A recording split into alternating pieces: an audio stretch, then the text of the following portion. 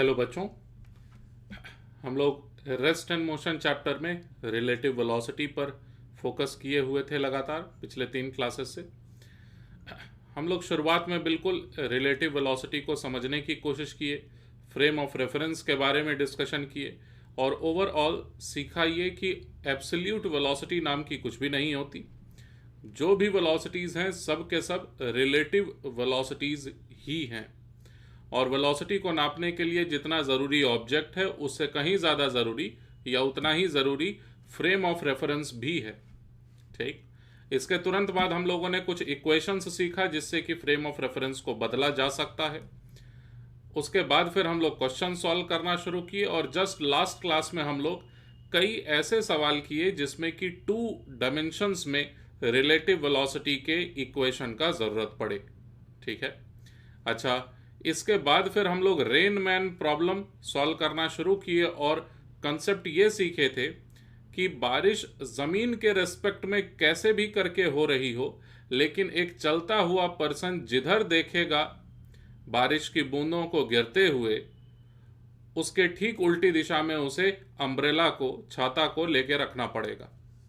तो इतना सीख लेने के बाद इसी से रिलेटेड एक और क्वेश्चन दे रहा हूं, लेकिन याद रखना पिछले क्लास के बाद शाम में मैं आपको व्हाट्सएप पर बहुत सारे बच्चों को ग्रुप में जो ऐडेड हैं, ऑनलाइन या ऑफलाइन कैसे भी करके क्लासेस वाले ग्रुप्स में, सभी जगहों पर मैंने आपको एक असाइनमेंट दिया था करने के लिए। वह असाइनमेंट पूरी तरह से रिलेटिव वेलोसिटी पर बेस्ड था और उसी असाइनमेंट से आप प्रैक्टिस कर रहे होंगे क्वेश्चंस को। वो कंप्लीट कर लेना, मतलब फाइनली आप सीख गए सब्जेक्ट को। ठीक, तो लास्ट क्लास में हम लोग रेनमैन प्रॉब्लम पर डिस्कशन कर रहे थे। उसी के सीरीज में लास्ट क्वेश्चन लिखिए, उसके बाद हम लोग टॉपिक को चेंज कर लेंगे। मतलब रहेगा रिलेटिव वेलोसिटी ही, लेकिन अलग तरह के सवालों को करने लगेंगे। लिखिए क्वेश्चन आप, लेकिन नहीं, मैं भूल गया, वीडियो को पॉज करिए और 5 मिनट के अंदर लास्ट क्लास में जितनी भी बातों को हम लोगों ने सीखा था उसको नोटबुक से आप रिवाइज कर लीजिए। चलिए ऐसा करिए। ऑल राइट, तो ये मानते हुए कि वीडियो को आपने पॉज कर लिया और रिवाइज कर लिया है, मैं क्वेश्चन दूंगा, तुरंत सॉल्व होना चाहिए। क्वेश्चन लिखिए, नोटबुक में क्वेश्चन लिखिए। A person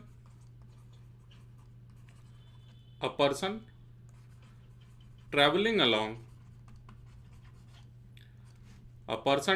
along east observes rain to fall vertically.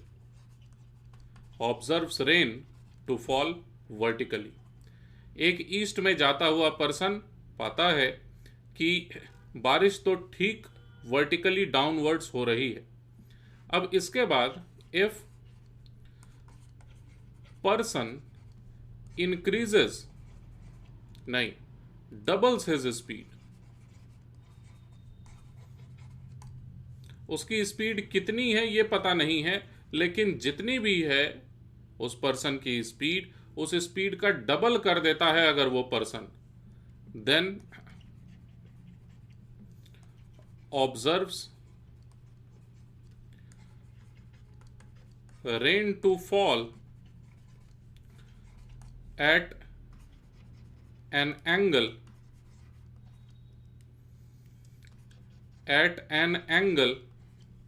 30 degree from vertical। समझे क्या सवाल का मतलब?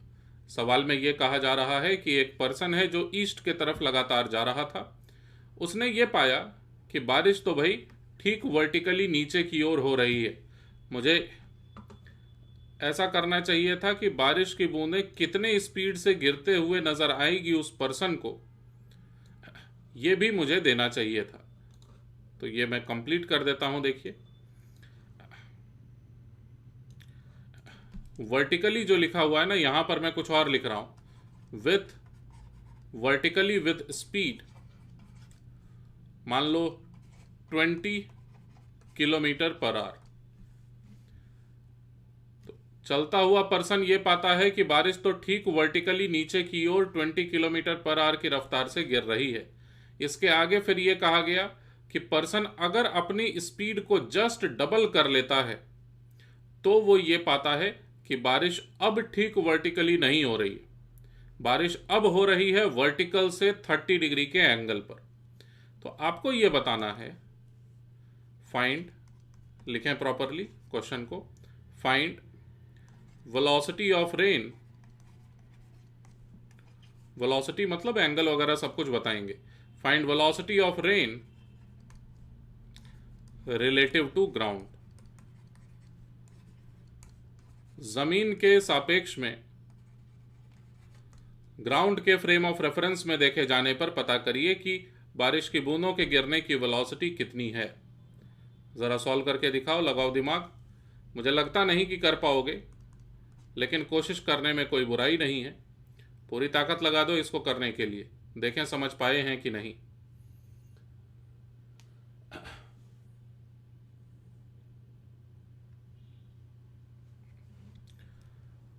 ऑलराइट, आप कोशिश करिएगा और ज़्यादा समय की अगर ज़रूरत पड़े तो बिल्कुल ले लेना, वीडियो को पॉज कर लेना उस मुताबिक। मैं पहले एक डायग्राम से समझने की कोशिश करता हूं कि हालत क्या है यहाँ पर, ठीक है ना। डायग्राम कुछ इस तरह से कि ये अगर ज़मीन है,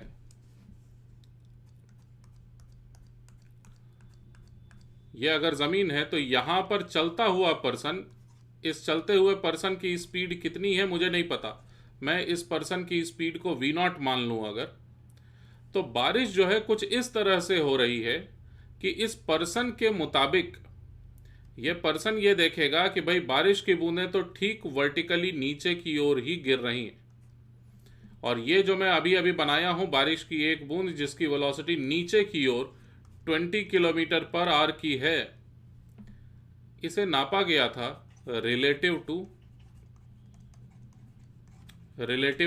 क्या, ग्राउंड, नहीं, रिलेटिव टू पर्सन सवाल के मुताबिक, ठीक है। अच्छा, सेम यही हालत दोबारा से ड्रॉ करने की कोशिश। दोबारा से अगर ये ज़मीन है और इस बार फिर से वो पर्सन, लेकिन वो अपनी स्पीड को जस्ट डबल कर लिया है। जस्ट डबल कर लेने का मतलब अब की बार इसकी स्पीड मानी जाएगी 2v0, और ऐसी हालत में अब की बार वो क्या पाता है कि बारिश तो ठीक वर्टिकल से 30 डिग्री के एंगल पर इस तरह से हो रही है।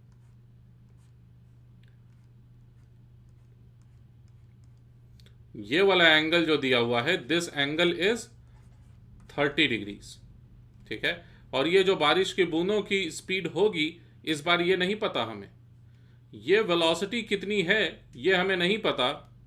हाँ, बस ये पता है कि जो भी बारिश की बूंदें गिर रही हैं ये 30 डिग्री के एंगल पर गिर रही हैं। इस बार ये भी नापा गया है रिलेटिव टू पर्सन ही, इसे, इस वेलोसिटी को भी लिखा गया है रिलेटिव टू पर्सन ही। तो इतना जानकारी बहुत है ये पता करने के लिए कि बारिश की ग्राउंड के रेस्पेक्ट में वेलोसिटी कितनी है। तो अगर सवाल नहीं समझ पा रहे थे तो ये दोनों डायग्राम्स का इस्तेमाल करिए। क्वेश्चन को सॉल्व करने के लिए दोबारा से कोशिश करें, आप वीडियो को पॉज कर लो। चलिए फिलहाल मैं सॉल्व करने की कोशिश करता हूं। सबसे पहले चलिए मान लेते हैं, एक और डायग्राम की जरूरत पड़ेगी क्या, अब पता नहीं आपको पुराना बताया हुआ सब कुछ एकदम अच्छे से याद है कि नहीं है। मैं देखो इस सवाल को कैसे सॉल्व करने की कोशिश करता हूं। माना कि बारिश की बूंदें जो नीचे की ओर गिर रही हैं उनके नीचे गिरने की वेलोसिटी v1 है, और आगे बढ़ने की वेलोसिटी यानी ईस्ट के तरफ जाने की वेलोसिटी v2 है। और ये जो मैं डायग्राम बनाया हूं वेलोसिटी ऑफ वाटर ड्रॉप के लिए, ये रिलेटिव टू ग्राउंड है। दूसरे वाले डायग्राम के बारे में थोड़ी देर बाद बात करूंगा, फिलहाल अभी मैं पहले डायग्राम के बारे में बात कर रहा हूं। यह बारिश की बूंदों की वेलोसिटी को मैं मान लिया कि v1 नीचे की तरफ वेलोसिटी और v2 आगे बढ़ने यानी ईस्ट के तरफ जाने की वेलोसिटी है। अब लॉजिक को बहुत ध्यान से सुनिए क्योंकि एग्जामिनेशन में आपको लॉजिक ही याद रहेगा, फॉर्मूला याद नहीं रख पाओगे आप। लॉजिक ये है कि पर्सन अगर कोई भी चीज को नापेगा, चाहे डिस्प्लेसमेंट, चाहे वेलोसिटी, चाहे एक्सेलरेशन, तो उस पर्सन का खुद जो प्रॉपर्टी है उसको घटा देगा सामने वाली चीज में से, फिर नापेगा। मैं हमेशा यही एग्जांपल देता हूं, आपके पास 110 रुपए, मेरे पास 100 रुपए, मैं अपने पैसे को आपके पैसे में घटा करके जो बचेगा उसे नापूंगा। यही लॉजिक है रिलेटिव वेलोसिटी का। तो अगर यह पर्सन देखने की कोशिश करेगा बारिश की बूंदों को, तो यह पर्सन v0 इसमें से घटा देगा, ऐसे, ठीक, v0 इस तरह से घटा देगा। और सवाल के मुताबिक v0 अगर घटा दिया जाता है बारिश की बूंदों की वेलोसिटी में से, तो मिलता है केवल 20 वर्टिकली डाउनवर्ड्स में। तो इस बात से दो बातें पता चल रही हैं लगातार। फिर से सुनो बहुत ध्यान से, कोई छोटी से छोटी बात को भी मिस मत करो। पर्सन अपनी वेलोसिटी को घटा देगा अगर बारिश की बूंदों की वेलोसिटी में से। तो ये रहा ना v0 वाला वेक्टर। इस v0 वाले वेक्टर को, जो इस तरफ है, इस v0 वाले वेक्टर को पलट दो और फिर ऐड कर दो। इसी को तो कहते हैं घटाना। कोई एक नंबर है, उसको घटाना है, इसका मतलब उस नंबर को नेगेटिव कर दो जबरदस्ती और सामने वाली चीज में जोड़ दो। तो कहने का मतलब आपने किया क्या? घटाया है आपने। ठीक वही कारण से मैं v0 इसमें इस तरह से उल्टी दिशा में ऐसे करके अगर मैं ऐड कर दूंगा तो कहलाएगा कि मैंने घटा दिया। समझ सके होंगे मेरी बात को। और सवाल के मुताबिक v0 वेलोसिटी को घटाने पर बचता है सिर्फ वर्टिकल कंपोनेंट, वो भी 20 किलोमीटर प्रति घंटा। तो सबसे पहली बात, v0 घटाओगे तो v1 ही तो बचेगा वर्टिकल कंपोनेंट में, और v1 अगर बचा है तो जरूर से यही तो है 20 किलोमीटर पर आवर। और साथ में v2 का ये जो वैल्यू है ये गायब हो जाता है v0 के घटाने से। इस कारण से ये वैल्यू जरूर से v0 ही है। समझ सके? इसके बारे में मैं थोड़ा सा पिछले क्लास में बहुत अच्छे से लेकिन बताया था कि मैं ये देखूंगा कि ये पेन ऊपर नहीं जा रहा है, इसका मतलब हम दोनों दरअसल बराबर बराबर मात्रा में ऊपर जा रहे हैं। ये पर्सन देखेगा कि बारिश की बूंदें तो ईस्ट की तरफ नहीं जा रही हैं, इसका सीधा मतलब कि ये बारिश की बूंदें भी और ये पर्सन भी दोनों बराबर मात्रा में ईस्ट के तरफ जा रहे हैं। आई होप आप इस बात को समझ सके। मैं लास्ट क्लास में भी बताया था, अभी फिर से इसी लॉजिक को रिपीट किया। तो हम लोग ये v1 v2 मानने के बजाय बारिश की बूंदों की वेलोसिटी को 20 किलोमीटर पर आवर नीचे की ओर और हॉरिजॉन्टल डायरेक्शन में v0 के बराबर बिल्कुल मान सकते हैं।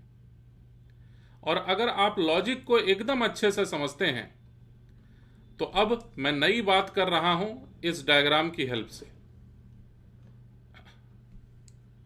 नए वाले डायग्राम की हेल्प से, जिसमें कि पर्सन अब की बार v0 के स्पीड से नहीं जा रहा, अब की बार तो 2v0 के स्पीड से जा रहा है। तो चलो इक्वेशन में थोड़ी देर के लिए बात ही नहीं करते हैं, समझने में आपको परेशानी होगी, लेकिन यही तो मैं चाहता हूं, थोड़ा सा परेशान हो।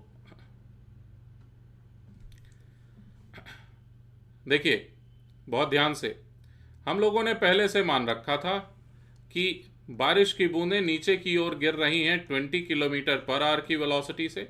अब मैं नए डिस्कशन को कर रहा हूं, और ये v0 की वेलोसिटी हॉरिजॉन्टल डायरेक्शन में है, किनकी?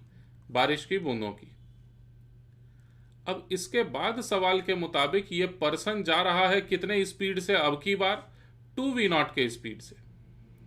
तो अगर ये 2v0 के स्पीड से जा रहा होगा तो अब की बार अगर पता करने का जरूरत पड़े कि पर्सन क्या देखेगा बारिश की बूंदों की वेलोसिटी को, तो इस बार आप 2v0 घटाओगे। तो 2v0 घटाने का क्या मतलब हुआ? जैसे 5 में से 2 घटा दो, इसका मतलब 5 में जोड़ दो क्या चीज? -2। तो मतलब आपने 5 में से 2 को घटा दिया। तो यही काम मैं यहां पर कर रहा हूं।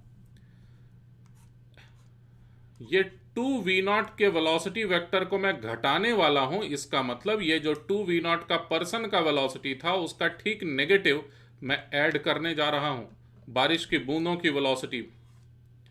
दिस वाज वेलोसिटी ऑफ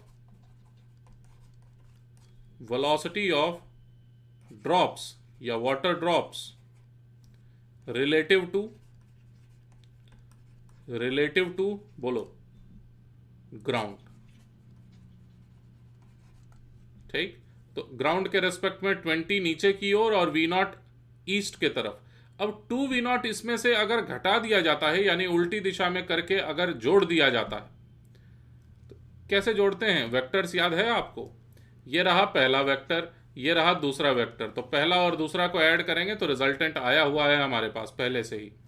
अब तीसरे वेक्टर यानी इस वेक्टर को जोड़ना है हमें। जोड़ना क्यों है? घटाना था ना, घटाना इस वेक्टर को है। इसको उल्टा कर चुके हैं और अब ऐड करने की बारी है। तो ऐड करने का क्या तरीका है? ऐड करने का यह तरीका है कि जहां पर पहला और दूसरा खत्म हुआ वहां पर तीसरा को गिनना शुरू करिए। याद करो पुरानी बातों को। 3 + 2 में कैसे ऐड करने के लिए सिखाया था आपको। 1 2 3, 3 जहां पर खत्म हुआ वहां से आप 1 2 गिनना शुरू करते हैं और फिर क्या करते हैं? एकदम शुरुआत से एकदम अंत तक गिनते चले जाते हैं। यही तो तरीका है 3 + 2 ऐड करने का। ठीक उसी तरह से जहां पर पहला और दूसरा वेक्टर का रिजल्टेंट खत्म होगा वहां पर जाकर के हम लोग थर्ड वाले वेक्टर की शुरुआत करेंगे और इस तरह से नया एक डायग्राम बना। और इन सब में जाके रिजल्टेंट कहां पर है तो आप समझ पा रहे होंगे, ये वाला रहा रिजल्टेंट। और बेहतर डायग्राम में बनाना पसंद करूंगा क्योंकि हम लोग चूंकि डायग्राम से ही कर रहे हैं, इस वजह से जरा अच्छे से समझ ही लिया जाए फिर। ठीक है ना? तो देखो,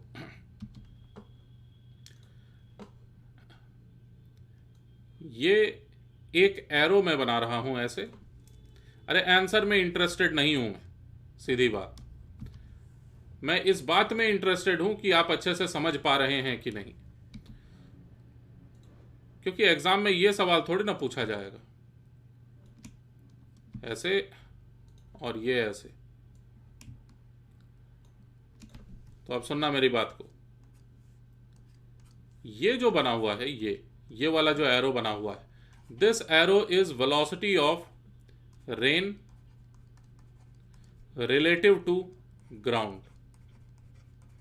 और इस वेलोसिटी में दो कंपोनेंट्स हैं, ये एक कंपोनेंट है और ये दूसरा कंपोनेंट है। इस कंपोनेंट की मात्रा कितनी है? 20 km/h की। और हॉरिजॉन्टल कंपोनेंट यानी ईस्ट के तरफ जो ये जा रहा था वो कितना है? v0 का। परफेक्ट। मैं ये चाहता हूं कि सवालों को आप इसी तरह से सॉल्व करना अब अच्छे से शुरू कर दें, इक्वेशंस में जाना बंद कर दो अब। ठीक है? अब नया वेलोसिटी वेक्टर मैं बना रहा हूं। देखो, ये वेलोसिटी वेक्टर ऐसे, ये नई वेलोसिटी है। किसकी?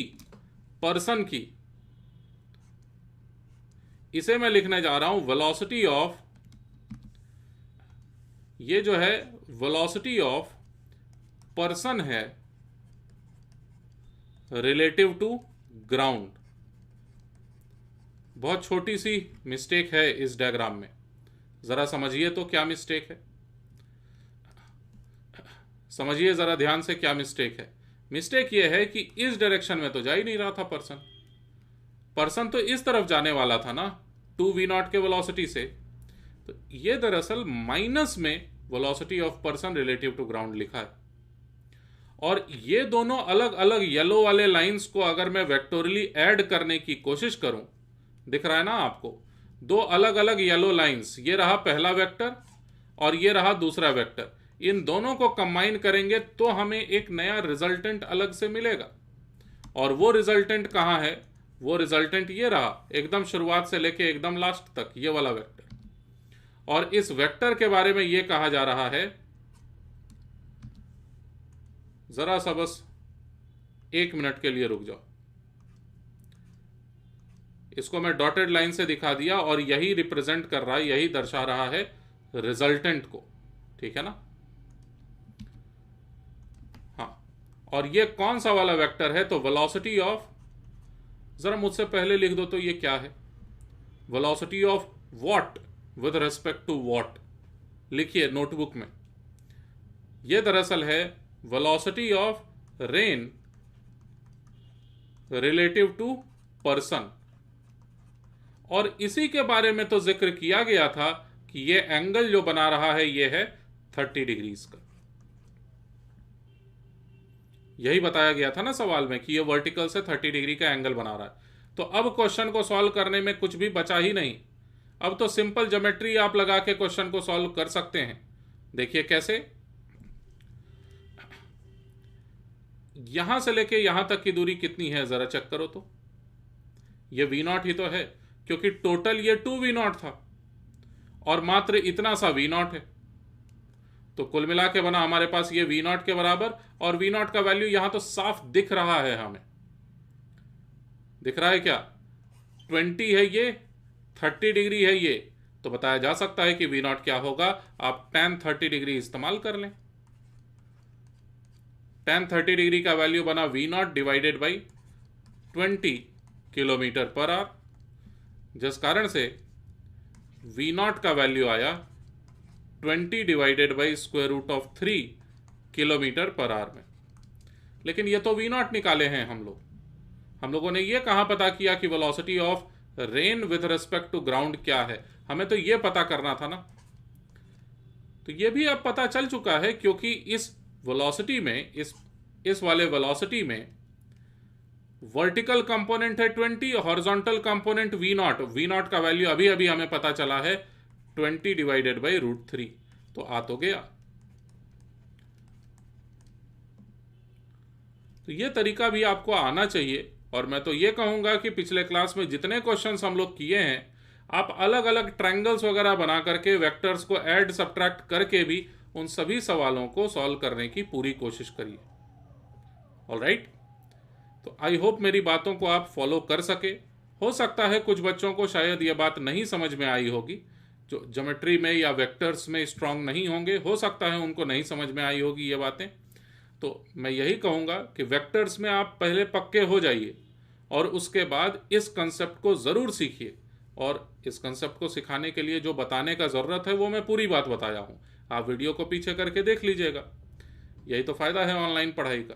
ठीक है, तो अब मैं बारिश का मौसम चेंज कर रहा हूँ। ठीक है, अब बारिश नहीं होगी, अब नदी में तैरेंगे। तो लिखिए सवाल, फिगर शोज अ रिवर नहीं ट्रेन, क्योंकि आप सभी में ज़्यादातर लोग नदी में तैरे तो शायद ही होंगे, तैरना बहुत कम ही लोगों को आता होगा, लेकिन ट्रेन में तो पक्का बैठे होंगे। इस वजह से आप अच्छे से इमेजिन कर सकेंगे, ज़्यादा बेहतर सोच सकेंगे ट्रेन के बारे में अगर सीखा जाए तो figure shows a train of dimensions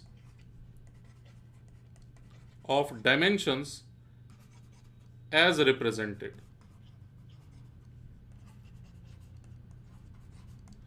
मैं एक ट्रेन बनाने जा रहा हूं, और इस ट्रेन को ना ऊपर से देखा जा रहा है, छत से, मतलब हेलीकॉप्टर में बैठ के देख रहा हूं मैं इस ट्रेन को, टॉप व्यू कहते हैं इसे। ये एक ट्रेन है, और डायग्राम जरा पहले कंप्लीट कर लिया जाए।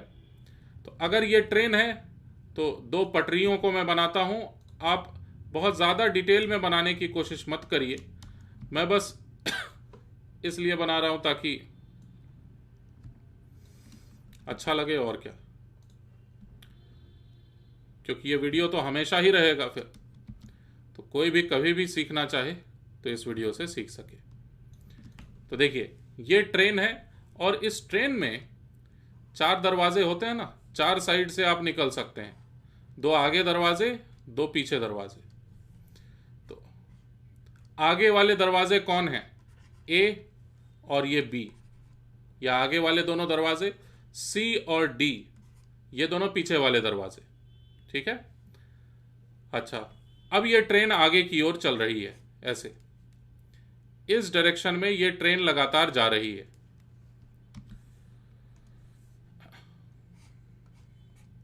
कितने स्पीड से जा रही है ये ट्रेन, मीटर पर सेकंड में देता हूं मैं,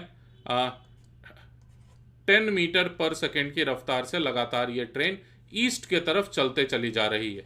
यही डायरेक्शन को आप ईस्ट का डायरेक्शन भी मानेंगे। आई होप आप डायग्राम को अच्छे से देख पा रहे हैं। मैं याद दिला दूं, ट्रेन को ठीक ऊपर से देखा जा रहा है, मतलब अगर यहां पर एक पर्सन खड़ा है ना ट्रेन के अंदर, तो ये दौड़ के इधर जा सकता है, इसको उछलने का जरूरत नहीं है सी तक पहुंचने के लिए, ये दौड़ के जा सकता है डी से सी तक। समझ गए मेरी बात? अब इस डायग्राम के बाद आप लिखें अ person can run with speed. A person can run with speed 4 meter per second on ground. जमीन पर एक पर्सन है जो कि दौड़ सकता है 4 मीटर प्रति सेकंड की रफ्तार से। अच्छा, और इसी डायग्राम में और भी मुझे कुछ बताना चाहिए था। देखिए क्या है बात, कि ये जो चौड़ाई है ना ट्रेन के इस डब्बे की, पूरा ट्रेन नहीं बनाया हूं, ट्रेन का एक डब्बा मात्र है, ये जो चौड़ाई है ये दी हुई है, ये कितनी है चौड़ाई, कितना होता होगा अंदाजन 8 मीटर माने। 8 मीटर भी बहुत ज़्यादा हो गया, लेकिन चलो कैलकुलेशन सिंपल रखने के लिए 8 मीटर मानना बेस्ट है। इस चौड़ाई को मैं 8 मीटर मान लेता हूं, ठीक। अच्छा, इसके अलावा एक गेट से दूसरे गेट तक की दूरी, यानी ये वाली दूरी, यहां से लेके यहां तक की दूरी, इसको मैं मान लेता हूं ये ज़्यादा होता होगा, तो इसे मैं मान लेता हूं बहुत ज़्यादा, 14 मीटर नहीं, बहुत ज़्यादा मान लेता हूं 28 मीटर। आप इस पर ना जाइए कि सर सच में इतना नहीं होता है, वो मुझे पता है कि नहीं होता है, बस क्वेश्चन सिंपल रहे, कैलकुलेशन कम से कम हो, कंसेप्ट ज़्यादा से ज़्यादा रहे, इसके लिए मैं ये डेटा दे रहा हूं। तो ठीक है भाई, अब इसके आगे बढ़ते हैं, देखना ध्यान से। A person can run with speed 4 metre per second on ground. Train किस दिशा में जा रही थी, ईस्ट के तरफ जा रही थी। अब the person is inside this train, the person is inside this train eight, किसी एक दरवाजे पर खड़ा है, डी पर। मान के चलते हैं ना कि अंदर में वो दौड़ भी सकता है, मतलब सीट वगैरह कुछ भी नहीं है, अंदर से खाली है, मालगाड़ी है ये, ठीक है, जिसमें अंदर में सीट वगैरह कुछ नहीं होता, पूरी तरह से खाली है ये। तो बोलोगे दरवाज़ा कैसे है, अब है तो है, ऐसा सिचुएशन बना लिए कि अंदर में दौड़ने की पूरी व्यवस्था है, किधर भी किसी भी दिशा में दौड़ा जा सकता है। और दौड़ेगा पर्सन कितने स्पीड से वो मुझे नहीं पता, लेकिन जमीन पर वो दौड़ सकता था 4 मीटर प्रति सेकंड की रफ्तार से, ठीक। और कहां पर पर्सन खड़ा है, तो जस्ट गेट नंबर डी पर ये पर्सन, मान लो पी फॉर पर्सन, ये पर्सन पी डी वाले गेट पर खड़ा है इस तरह से। अब फर्स्ट पार्ट लिखो सवाल का, if person runs towards east। एक एक लाइन में जवाब देते जाना, कंसेप्ट अपने आप बनते चला जाएगा, ठीक है। If person runs towards east, याद रहे वो ट्रेन के अंदर में है और ट्रेन के अंदर में वो चल रहा है, मतलब person is inside the train लिखा है, और अब लिखने जा रहा हूं मैं कि वो ईस्ट के तरफ दौड़ना अगर शुरू कर दे, find his velocity, find his velocity relative to train. Train के रेस्पेक्ट में उस पर्सन की वेलोसिटी कितनी होगी, जरा लिखिए। तो कई बच्चे लिखे होंगे, एक काम करो, इसका जवाब आप मुझे दो चैट बॉक्स में। बहुत ही सिंपल सा लॉजिकल क्वेश्चन है ये। अगर आप रिलेटिव वेलोसिटी थोड़ा भी सीख रहे हैं तो ज़रूर से आप कर पा रहे होंगे।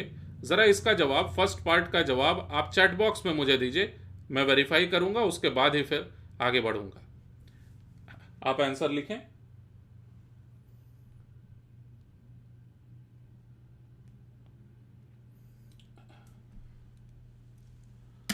शायद थोड़ा सा डिले रहता है, मैं जो कुछ भी बोलता हूँ ना उसको 10 से 12 सेकंड शायद लग जाता है फाइनली आप तक पहुंचने में। तो मैं जो अभी सवाल दिया हूँ वो थोड़ा लेट से पहुंचेगा।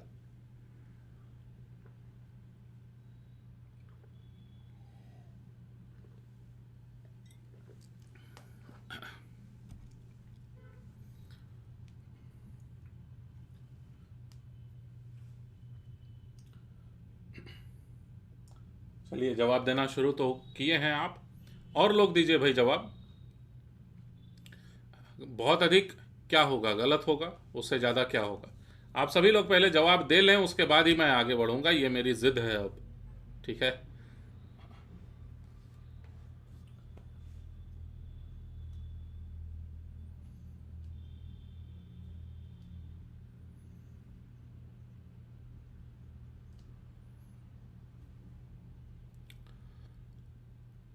Ten metre per second east की ओर है वेलोसिटी किसकी?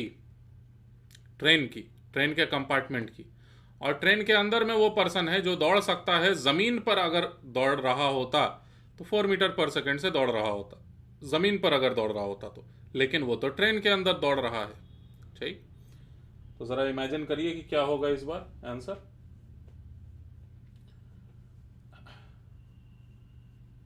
चलो मैं 20 तक गिनता हूं। चलो 20 तक गिनते गिनते जितने बच्चे जवाब दे दिए उसके बाद मैं आंसर दे दूंगा। ठीक, 1 2 3 4 5, मैं मन में गिन रहा हूं अब।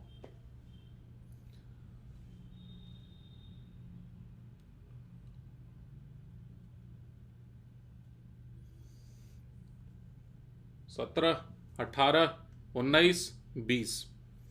तो बहुत कम बच्चों ने सही जवाब दिया अभी तक। देखो कितना सिंपल क्वेश्चन है और आप निरर्थक ही परेशान हो रहे हो। मैं हमेशा यह कहता हूं कि इमेजिन करने की कोशिश करो अच्छे से। रिलेटिव वेलोसिटी कठिन कंसेप्ट है अगर इक्वेशंस में सोचोगे तो।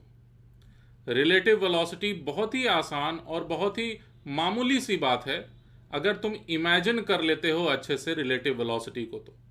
और इमेजिन अच्छे से करने के लिए समझना बहुत जरूरी है। तो देखिए सिर्फ एक ने सही जवाब दिया है।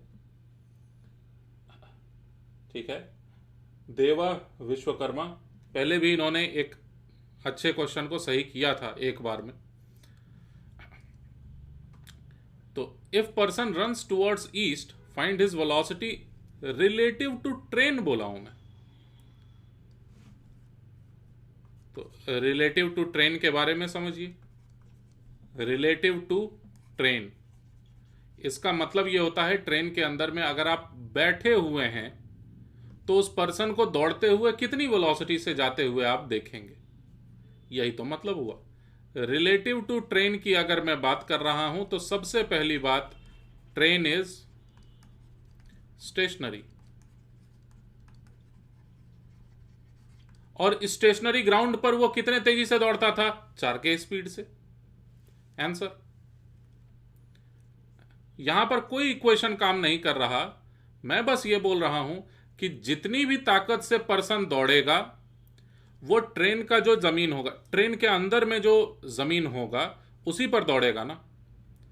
और ट्रेन के अंदर में बैठा हुआ आदमी के लिए ट्रेन तो रुका हुआ है, तो वो रुके हुए ट्रेन में इस पर्सन पी को दौड़ते हुए देख रहा है। नहीं समझे मेरे बात को? बाहर से जमीन पर से देखेंगे अगर तो ट्रेन भी जा रही है, ट्रेन के अंदर पर्सन भी दौड़ रहा है, तो पर्सन काफी आगे निकल जाएगा। दौड़ते दौड़ते वो दौड़ना शुरू किया बनारस, दौड़ते दौड़ते आधे घंटे में 1 घंटे में वो कहीं और पहुंच जाएगा।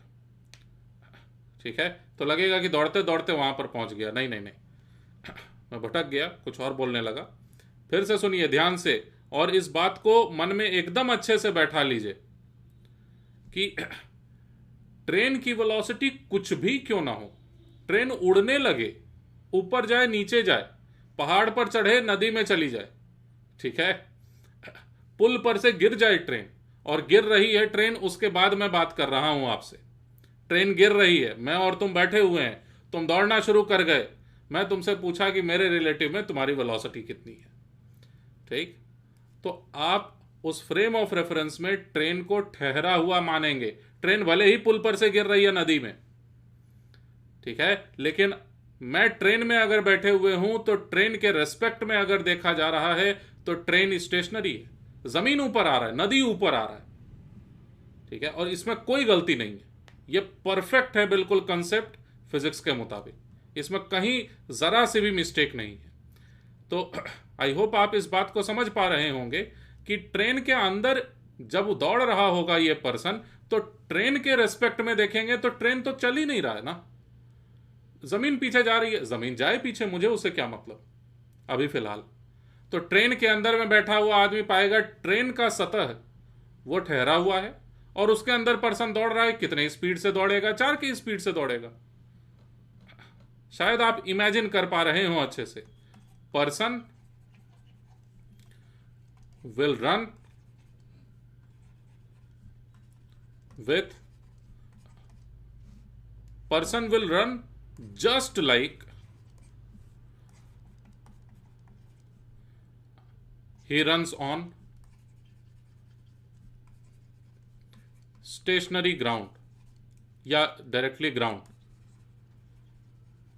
अच्छा, इस बात को मैं लास्ट क्लास में भी बताया था आपको, ट्रेन का ये एग्जाम्पल भी दिया था मैं।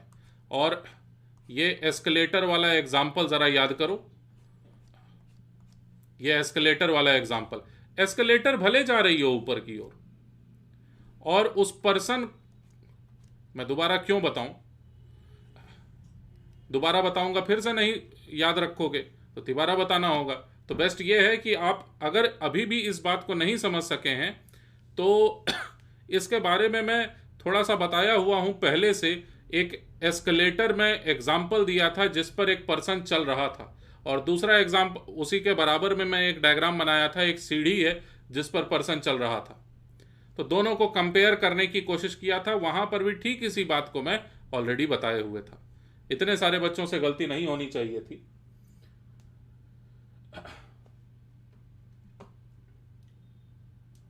ठीक है, हम लोग आगे बढ़ते हैं अब, और नेक्स्ट पार्ट लिखिए सवाल का।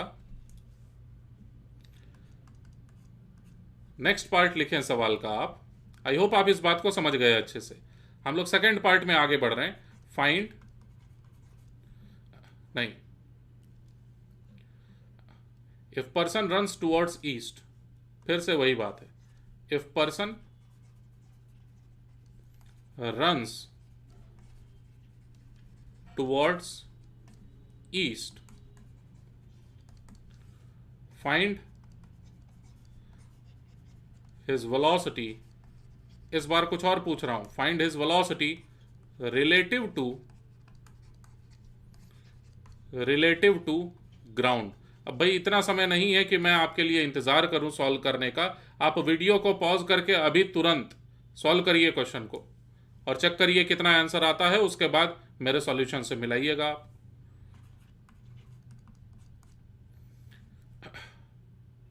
वीडियो को पॉज कर लीजिए, आंसर निकाल लीजिए मुझसे पहले नोटबुक में। अब मैं सॉल्व करने जा रहा हूं, ठीक है। तो पर्सन की वेलोसिटी हमें पता करनी है, लेकिन जमीन के रेस्पेक्ट में। तो प्रॉपरली मैं लिखना पसंद करूंगा velocity of person relative to train. ये हमें पता है, भले ट्रेन की वेलोसिटी नहीं पता हो। अगर ना मैं ट्रेन की वेलोसिटी देता ही नहीं, ये 10 मीटर पर सेकंड नहीं दिया रहता, बस ये दिया रहता कि पर्सन 4 के स्पीड से जमीन पर दौड़ सकता है और ट्रेन के अंदर वो दौड़ रहा है, तो ट्रेन चाहे कितने भी वेलोसिटी से जा रही हो, ट्रेन के अंदर में वो पर्सन 4 के स्पीड से दौड़ेगा। शायद समझ रहे होंगे मेरी बात को आप, ठीक है। तो फाइनल बात, पर्सन की वेलोसिटी ट्रेन के रेस्पेक्ट में हमें पता है पहले से, लिख लेंगे अभी। और वेलोसिटी ऑफ खुद train, velocity of train relative to ground, ये भी हमें पहले से जानकारी है। और इन दोनों का इस्तेमाल करके हम लोग पता कर सकते हैं बिल्कुल कि पर्सन की वेलोसिटी क्या होने वाली है ग्राउंड के रिस्पेक्ट में, है ना। तो अगर अभी तक नहीं कर पाए थे कोई बात नहीं, अब तो कर लो। ये तीनों में से, इन तीनों इक्वेशंस में से दो का वैल्यू हमें पता है अच्छे से, और इन तीनों वेरिएबल्स में आपस में क्या संबंध है ये भी हमें पता है। तो सॉल्व कर दो मुझसे पहले, मैं फाइनल आंसर तक अब पहुंचा रहा हूं। पर्सन ट्रेन के रेस्पेक्ट में जा रहा है 4 मीटर पर सेकेंड से आई कैप में, ईस्ट की तरफ दौड़ने की कोशिश कर रहा था, वो जा रहा है फिर ईस्ट की तरफ। ट्रेन के अंदर में बैठ के देख रहे हैं, ये है ना फ्रेम ऑफ रेफरेंस। ट्रेन अगर ऑब्जर्व करने लगे या ट्रेन में बैठ के अगर ऑब्जर्व करने लगे पर्सन को, तो वो 4 के स्पीड से जाते हुए नजर आएगा। अच्छा, जबरदस्त बात यह है कि मैं झूठ बोल रहा हूं तब से कि ये ट्रेन है, दरअसल ना ये रिवर है, और ये जो पर्सन है ये पर्सन दरअसल बोट है। ये बाद में बताऊंगा मैं, अभी झूठ ही सुनते रहो तुम, क्योंकि इसमें इमेजिन कर लोगे तुम। बोट और रिवर में इमेजिन करने में थोड़ी सी डिफिकल्टी आएगी, लेकिन ट्रेन के बारे में पहले से सोचे हुए रहेंगे तो बड़े आसानी से वहां पर हम लोग समझ जाएंगे बातों को। ट्रेन की वेलोसिटी ग्राउंड के रेस्पेक्ट में ये तो दी हुई थी सवाल में, 10 metre per second I cap. अब आपस में इन तीनों में क्या रिलेशन है वो पता कर लो, और उसके बाद तीसरे वाले वैल्यू को लिख दो। तो हमें यह जानकारी है कि velocity of T for train, G for ground, नहीं गलत बोल दिया, velocity of person relative to train है ना, velocity of person relative to train, यह हमें पता है। Velocity of person relative to ground minus velocity of person relative to ground. इस इक्वेशन में कोई कंफ्यूजन नहीं होना चाहिए आपको। और इसी इक्वेशन में तो ये भी हमें पता है, और कौन सा पता है, ये वाला वैल्यू भी हमें पता है। तो ये वाले वैल्यू को पूरा उठा के दूसरे साइड ले जाइए, ऐड हो जाएगा कि नहीं।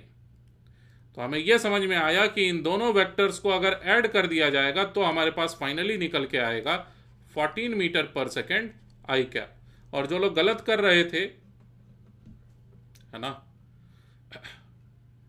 फर्स्ट पार्ट भी जिनसे गलत हो गया, सेकेंड पार्ट भी सही से नहीं कर पाए, तो बच्चों बहुत ज़्यादा अर्जेंट रिक्वायरमेंट है कि जो मैं असाइनमेंट दिया हूं आपको करने के लिए रिलेटिव वेलोसिटी पर, उसको आप तुरंत, इस वीडियो को छोड़ दो तुम। हाँ, मैं ये बोल रहा हूं कि इस वीडियो को आगे मत देखो, ठीक है, क्योंकि आपने होमवर्क नहीं कंप्लीट किया है। अब इतने छोटे बच्चे तो हो नहीं कि मैं कॉपी जमा करूंगा और उसके बाद चेक करूंगा होमवर्क के सारे सवालों को आपने किया है कि नहीं। अगर नहीं किया है तो डायरी में लिखूंगा कि पेरेंट्स से बात करवाओ। ये सब का अब समय नहीं है हम लोगों के पास। आप इतने बड़े हैं कि आप खुद से समझ सकते हैं अपनी पढ़ाई के महत्व को, ठीक है ना। तो अगर आपने असाइनमेंट नहीं किया है तो ये सब समझने में परेशान हो गए होगे तुम लोग। तो इसी के लिए तो पिछले दिन में दे दिया ना आपको असाइनमेंट करने के लिए, उसको सॉल्व करिए सिंसियरली। अगर ये दोनों सवाल को आप फर्स्ट पार्ट और सेकेंड पार्ट को अच्छे से नहीं समझ सके, वीडियो को यहीं पर पॉज कर दीजिए, ठीक, बाद में देख लेना। पहले असाइनमेंट को अच्छे से कर लो, उसके बाद इसको कंप्लीट कर लो, ठीक। नहीं तो होगा ये कि साल भर बीत जाएगा, बाद में पता चलेगा कि कुछ आता है ही नहीं। तो ऐसी गलती ना करो। थर्ड पार्ट दे रहा हूं मैं। अब जिनसे गलतियां हो रही हैं वो बिल्कुल सतर्क रहें। If person runs if person runs towards west, संभाल लोगे। if person runs towards west, find his velocity, find his velocity। अब मान लो रिलेटिव टू ग्राउंड, अगर नहीं रिलेटिव टू ट्रेन अगर मैं दे देता, रिलेटिव टू ट्रेन अगर मैं दे देता हूं तो जवाब क्या आएगा? जवाब आएगा जिधर दौड़ रहा है उधर जाएगा। तुम ट्रेन के अंदर में बैठ के देख रहे हो तो ट्रेन तो रुका हुआ है, तो जिधर वो पर्सन दौड़ेगा उधर जाएगा वो, ठीक है। वेस्ट की तरफ दौड़ रहा है, वेस्ट की तरफ जाएगा। कितने स्पीड से? 4 के स्पीड से। क्योंकि दिया था ना कि वो रुके हुए सतह पर दौड़ पाता है 4 के स्पीड से, तो सतह तो रुका हुआ है ना ट्रेन के रेस्पेक्ट में देखेंगे तो। समझ गए होंगे मेरी बात को। तो अब मैं दूंगा लेकिन रिलेटिव टू ग्राउंड। तो जरा जल्दी से बिना कोई गलती किए हुए इस बार, अगर जरूरत पड़े तो प्रॉपरली एकदम अच्छे से लिख के करो। जरूरत क्या है, ऐसे लिख के ही किया जाता है भाई, और कोई हवा में करने को करना नहीं मानते। ऐसे ही खुद से तुम आंसर लिख दोगे, मुझे पता है 2 दिन बाद सब गायब हो जाएगा, तो क्या फायदा। अच्छे से लिख के करिए ऐसे, और जरूरत पड़े तो फॉर्मूला भी लिखो। फॉर्मूले का इस्तेमाल करके कैसे आंसर आ रहा है इसको साफ साफ दिखाइए। चलिए मैं इसको सॉल्व करता हूं, देखो एकदम तेजी से। इस बार क्या है, velocity of person relative to train, velocity of person relative to train, velocity of train relative to ground, और वेलोसिटी ऑफ क्या बच गया, पर्सन रिलेटिव टू ग्राउंड। ये 3 चीजों के बारे में डिस्कशन करना है। पर्सन की वेलोसिटी ट्रेन के रेस्पेक्ट में क्या कही जाए। अगर ट्रेन के वेलोसिटी को आप 10 मीटर पर सेकेंड माने हुए हैं ग्राउंड के रेस्पेक्ट में, ईस्ट के तरफ पॉजिटिव माने हैं मतलब, तो वेस्ट के तरफ अगर दौड़ने की कोशिश करेगा पर्सन, तो ट्रेन के रेस्पेक्ट में वो -4 metre per second I cap के वेलोसिटी से जाते हुए नजर आएगा। और हमने लास्ट पार्ट में जस्ट ये सीखा है कि इन दोनों को वेक्टोरली ऐड करने पर सही जवाब आता है, यानी 6 metre per second I cap. बिना किसी इक्वेशन के, बिना किसी लॉजिक के करोगे तो 10 बार में से 1-2 बार सही भी हो जाए, लेकिन ज्यादातर बार गलत ही आएगा, है ना। तो इस तरह से ढंग से लिख के करिए, फॉर्मूला भी लिखिए आप अच्छे से, और फॉर्मूले से देखिए कि कैसे क्या हो रहा है। ये जो वेक्टर है ये इन दोनों का डिफरेंस है, और साफ साफ लिखो और समझो फिर कि इन दोनों को अगर ऐड करेंगे, इन दोनों वेक्टर्स को अगर ऐड करेंगे तो हमें मिलेगा सही आंसर। आ गया होगा आंसर। 4th पार्ट लिखिए, find speed of person, find speed of person if he runs towards, क्या बच गया, find speed of person, हाँ ये तो दिया ही नहीं किसके रिस्पेक्ट में,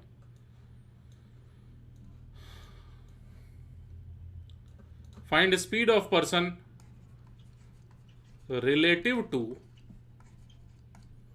ग्राउंड ही देना फायदेमंद है, तभी तो क्वेश्चन बनेगा ना, नहीं तो तुरंत जवाब दे दोगे। Find speed of person relative to ground if he runs towards, east और वेस्ट दोनों हो चुका है, अब दे रहा हूं मैं नॉर्थ। देखें सोच पाते हो कि नहीं। Give your best attempt and get me the answer. देखते हैं अभी तक किसी को अगर कोई डाउट रहा हो तो।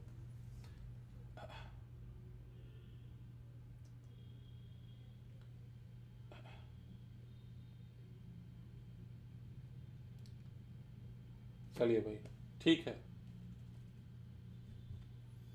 अच्छा यहां पर आप तब तक क्वेश्चन को सॉल्व करिए, आंसर निकालिए। यहां पर यह फायदा रहता है कि चैट बॉक्स में आप आंसर को लिखने के बाद उसे डिलीट भी कर सकते हैं। तो देखो, डिलीट करने का मतलब क्या है, आप अपनी गलतियों को छुपा रहे हो। अरे गलतियां सभी करते हैं। एक सीक्रेट बताता हूं, चलो 1 मिनट के लिए जरा सभी ध्यान दे दो। हम लोगों को सच में कहीं ना कहीं मन में ऐसा लगता है, बस ऐसे ही बातचीत कर रहा हूं, हम लोगों को सच में मन में कहीं ना कहीं ऐसा लगता है कि यार मैं क्वेश्चन को सॉल्व करने जाता हूं या जाती हूं तो गलतियां बहुत ज़्यादा हो जाती हैं, मैं आंसर जो निकालूंगा या निकालूंगी सही होने का प्रोबेबिलिटी बहुत कम है, मोस्ट प्रोबेबली मैं कोई गलती किया हूं। किसी क्वेश्चन को सॉल्व करने के बाद हमें ऐसा लगता है, खास करके क्लासरूम में। और जरूर से टॉपर जो सॉल्व किया होगा उसका एक बार में सही आंसर आ जाएगा। यार टॉपर तो कभी कोई गलती ही नहीं करता, ऐसा अक्सर लोग सोचते हैं, यार टॉपर तो कोई गलती ही नहीं करता, या एग्जामिनेशन हॉल में भी कि उसके तो सारे क्वेश्चन सही हो जाएंगे, उससे तो कोई गलती ही नहीं होती है, मुझसे बहुत ज़्यादा गलती होती है। बच्चों मैं सभी को एक साथ अभी साफ साफ बता रहा हूं, टॉपर्स आपको बताएंगे नहीं ये बात। जो टॉपर्स होते हैं ना वो बाकी बच्चों से कहीं ज्यादा गलतियां करते हैं, बाकी बच्चों से बहुत ज्यादा, 10 गुना 15 गुना गलतियां करते हैं टॉपर्स, लेकिन एग्जामिनेशन हॉल के पहले कर लेते हैं वो गलती। समझे मेरी बात? और आप पहली बार गलती कर रहे होते हो एग्जाम्स में, तो अगर थोड़ा भी अकल है तो समझ गए होगे मेरी बात को कि मैं कहना क्या चाहता हूं। गलतियां करने से कभी नहीं डरना चाहिए। गलती हो जाए ये बहुत अच्छी बात है कि आप कुछ सीख रहे हैं, इसका मतलब अगर आप 100 क्वेश्चन सॉल्व किए, 100 के 100 सही हो गए, तो इसका मतलब आप टाइम वेस्ट कर रहे हो। ठीक है, ये तो आपको पहले से आता था, मतलब तो यही हुआ। तो अगर 100 क्वेश्चंस को सॉल्व कर रहे हो तो गलतियां होंगी, और उसको छिपाने की कोई जरूरत नहीं है आपको। मैं ओवरऑल सबको बोल रहा हूं, ठीक है ना? तो क्या करने का जरूरत है? गलतियों से सीखने का जरूरत है। अगर आप गलतियों को रिपीट करने लगे, ये बहुत बुरी बात है, या गलतियों को छिपाने की कोशिश करने लगे, यह और ज्यादा बुरी बात है। और मतलब दूसरों से लड़ने लगे कि नहीं, ये मैंने गलत नहीं किया है, मैं सही हूं, आप गलत हो, ये सब काम ना करो। फिजिक्स में ये सब का कोई स्कोप ही नहीं होता, वो तुरंत प्रूव हो जाता है कि आप गलत किए। ठीक है ना? तो चलिए, इस दौरान आई होप सो कि आप इस क्वेश्चन को सॉल्व कर चुके होंगे। Find speed of person relative to ground if he runs towards north. तो जरा साफ साफ लिखा जाए, velocity of person relative to train, ये जरा लिखते हैं अभी। Velocity of person relative to ground ये पता करना है, और बच गया velocity of train relative to ground, ये भी हमें पता है। तो velocity of person relative to train, train के रेस्पेक्ट में देखे जाने पर पर्सन किधर जाएगा? जिधर जाने की कोशिश करेगा। ठीक है, मूंगफली बेचने के लिए आते हैं ना ट्रेन में, तो क्या वो 100 के स्पीड से जाते हुए नजर आते हैं आपको? ट्रेन के अंदर आप बैठे हुए हैं, क्योंकि ट्रेन की स्पीड 100 है? नहीं नहीं नहीं, वो तो एकदम नॉर्मल तरीके से चलते हुए नजर आते हैं, जैसे घर में कोई चलता हो। होता है कि नहीं ऐसा? तो वही बात है बस। ये पर्सन ट्रेन के अंदर में अगर जा रहा है इस तरफ नॉर्थ की ओर, तो ये जो अभी अभी मैं एरो बनाया, this was velocity of person relative to train. और अगर आप एक्स एक्सिस माने हुए थे पहले से ईस्ट के तरफ, तो मानना बेहतर होगा वाई एक्सिस नॉर्थ के तरफ। हो सके तो डायग्राम में इन दोनों एक्स और वाई एक्सिस को आप जरूर रिप्रेजेंट कर दें। एक्स और वाई एक्सिस को आप रिप्रेजेंट कर दीजिए ट्रेन के अंदर ही ऐसे, और अब जाके हम लोग आंसर लिख सकते हैं। कितना लिखूं यहां पर? तो 4 मीटर पर सेकेंड, लेकिन j cap. Velocity of train relative to ground ये तो पता ही है, 10 मीटर पर सेकेंड, ठीक है, लेकिन आई कैप है कि नहीं ऐसा? अब हम लोगों ने पहले से सीख रखा है कि इन पुराने दोनों वेक्टर्स को ऐड करिएगा। ये फर्स्ट वेक्टर रहा, ये सेकंड वेक्टर रहा, इन दोनों को ऐड करिएगा तो आपको मिलेगा पर्सन की वेलोसिटी ग्राउंड के रेस्पेक्ट में। समझेंगे जस्ट हम लोग थोड़ी देर में, लेकिन पहले आंसर तो लिखें। आंसर आया 10 metre per second I cap plus 4 metre per second J cap. लेकिन सवाल पर और ज्यादा गौर करो, स्पीड पता करना था, तो ये स्पीड के लिए तो सही जवाब नहीं रहा। स्पीड के लिए सही जवाब वेलोसिटी का मैग्नीट्यूड रहेगा। डायरेक्शन की बात को हटा दो इसमें से, तो मैग्नीट्यूड आएगा कितना? तो स्क्वायर रूट ऑफ, क्यों ये कहां से आ गया? स्क्वायर रूट कहां से? आई कैप जे कैप है ना, आप आपस में कंबाइन नहीं कर सकते इसे वेक्टोरली। मीटर पर सेकेंड, तो फाइनल आंसर 116 का स्क्वायर रूट, अब जो भी होगा, ठीक है ना, 10 से थोड़ा सा ज्यादा, 11 से थोड़ा सा कम, तो square root of 116 metre per second is our answer. This is the speed as observed by a person on ground. जमीन पर से देखे जाने पर यह स्पीड नजर आने वाला है।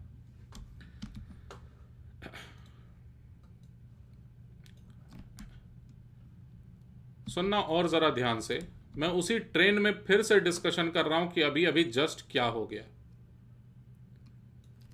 ठीक है ना, ये गेट नंबर डी था, ये गेट नंबर कोई और था, ये गेट नंबर, चलो ए मान लेता हूं मैं, ठीक है ना। बस काम की चीज़ों को दिखा रहा हूं यहां पर। ए बी सी डी इस तरह से ट्रेन था। अब होता क्या है, मैं अगर थोड़े देर के लिए सोच रहा हूं अभी ट्रेन में बैठ के, यानी रिलेटिव टू ट्रेन अगर बात की जाए,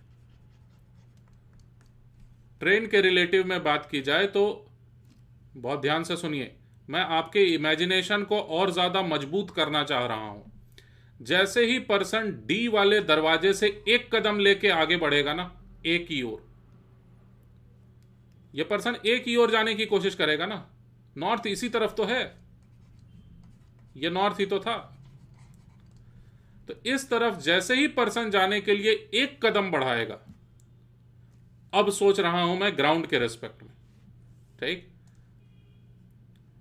जैसे ही पर्सन एक कदम बढ़ाएगा वो यहां पर पहुंच जाएगा, लेकिन इस दौरान ट्रेन चलते चलते चलते चलते यहां पर पहुंच चुकी है।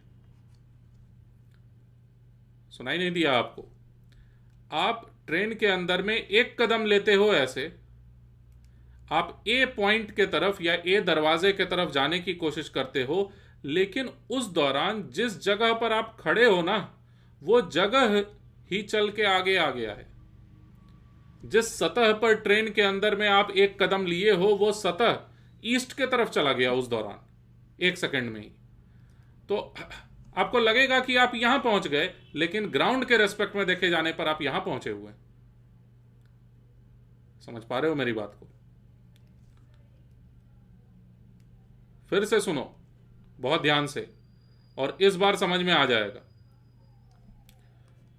ये मैं अभी अभी क्या एरो बनाया, तो वेलोसिटी ऑफ, एक काम करो मुझसे पहले लिखो, ए बी सी डी करके ऐसे करके एक ट्रेन बना दो पहले, ठीक है। और ये जो पर्सन के लिए मैं दौड़ने का ये जो एरो वाला वेक्टर बनाया हूं, ये कौन सा वेलोसिटी है जरा लिखो खुद से, खुद से लिखिए। गलत होगा कोई बात नहीं, आप खुद से लिखिए। मैं लिखने जा रहा हूं अब, वीडियो को पॉज कर लेना अगर समय और ज्यादा चाहिए हो तो। वेलोसिटी, ये तो ए की तरफ दौड़ने का वेलोसिटी है, यानी परपेंडिकुलर डायरेक्शन में, ट्रेन के वेलोसिटी के परपेंडिकुलर डायरेक्शन में दौड़ने की कोशिश है ये। तो ये पर्सन की वेलोसिटी ट्रेन के ही रेस्पेक्ट में है ये। और फिर क्या होता है, ये पर्सन पहुंचना चाहता था यहां पर, लेकिन ये जहां पहुंचना चाहता था वो जगह खुद ही ट्रेवल करके आगे चला गया। हुआ कि नहीं ऐसा? इस तरफ क्यों जा रहा है ये? क्योंकि ट्रेन मूव कर रहा है ना। ये अभी अभी जो मैं एरो बनाया, this is velocity of train relative to ground. और इसी कारण से पर्सन पहुंचना चाहता था पॉइंट एक्स पर, या कोई भी पॉइंट से मान लो तुम, पॉइंट नंबर 1 पर, लेकिन पहुंच जाएगा गलती से कहां पर, 2 पर। और ये सब कुछ मैं अब बता रहा हूं किसके रेस्पेक्ट में देखते हुए, ग्राउंड के रेस्पेक्ट में देखते हुए। तो पर्सन दरअसल पहुंच जाएगा गलती से यहां पर एक सेकंड में, एक कदम लेते ही। तुम बोलोगे सर कदम इस तरफ थोड़ी ना ले रहा है पर्सन। मुझे पता है, पर्सन तो जा रहा है नॉर्थ की तरफ, जाने की कोशिश तो कर रहा है नॉर्थ की तरफ, लेकिन वो एक कदम लेके जहां पर अब खड़ा है, वो जगह ही ईस्ट की तरफ चला गया। ये कहानी है यहां पर। अगर इक्वेशंस में ना सोचो तो ऐसे सोचना होगा आपको। और ये जो मैं अभी अभी डॉटेड लाइन वाला वेक्टर बनाया हूं, ये आखिर क्या वेक्टर दर्शा रहा है? वेलोसिटी ऑफ क्या? लिखो खुद से, खुद से नहीं लिखोगे तो नहीं सीख पाओगे। तो velocity of person relative to ground. जमीन से देखोगे ना, जमीन से मतलब बिना ट्रेन के साथ जाते हुए आप पेड़ पर चढ़ जाइए, तभी तो ऊपर से भी देख पाओगे। मैं बोला था ना हेलीकॉप्टर से देख रहे हैं, हेलीकॉप्टर चल नहीं रहा है, लेकिन हेलीकॉप्टर बस टिका हुआ है अपनी जगह पर, ठीक। हेलीकॉप्टर स्थिर है। तो हेलीकॉप्टर से अगर देखेंगे तो this is direction of motion of person. ये डॉटेड लाइन के डायरेक्शन में यह पर्सन जाते हुए नजर आएगा। चलो मैं एक कंफ्यूजन देता हूं आपको, फिर मैं आंसर भी बताऊंगा।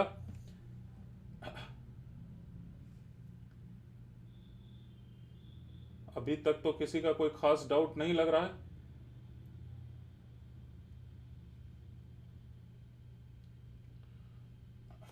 ठीक है, तो मैं क्या बोल रहा था, यही भूल गया। हाँ, मैं डाउट देने जा रहा था आपको। मुझे एक छोटी सी बात नहीं समझ में आ रही है। ठीक है, चलो मानता हूं मैं कि पर्सन जमीन से देखे जाने पर डॉटेड लाइन के डायरेक्शन में ऐसे करके जा रहा है, मान लेते हैं चलो। तो यह पर्सन समय बीतने के साथ और आगे बढ़ेगा ऐसे, और इस तरह से बढ़ते बढ़ते ये तो यहां जाके टकरा जाएगा ना, ट्रेन के दीवार में टकरा जाएगा, वो तो दरवाजे तक पहुंच ही नहीं पाएगा। जबकि वो जाने की किधर कोशिश कर रहा था, ए वाले दरवाजे की तरफ।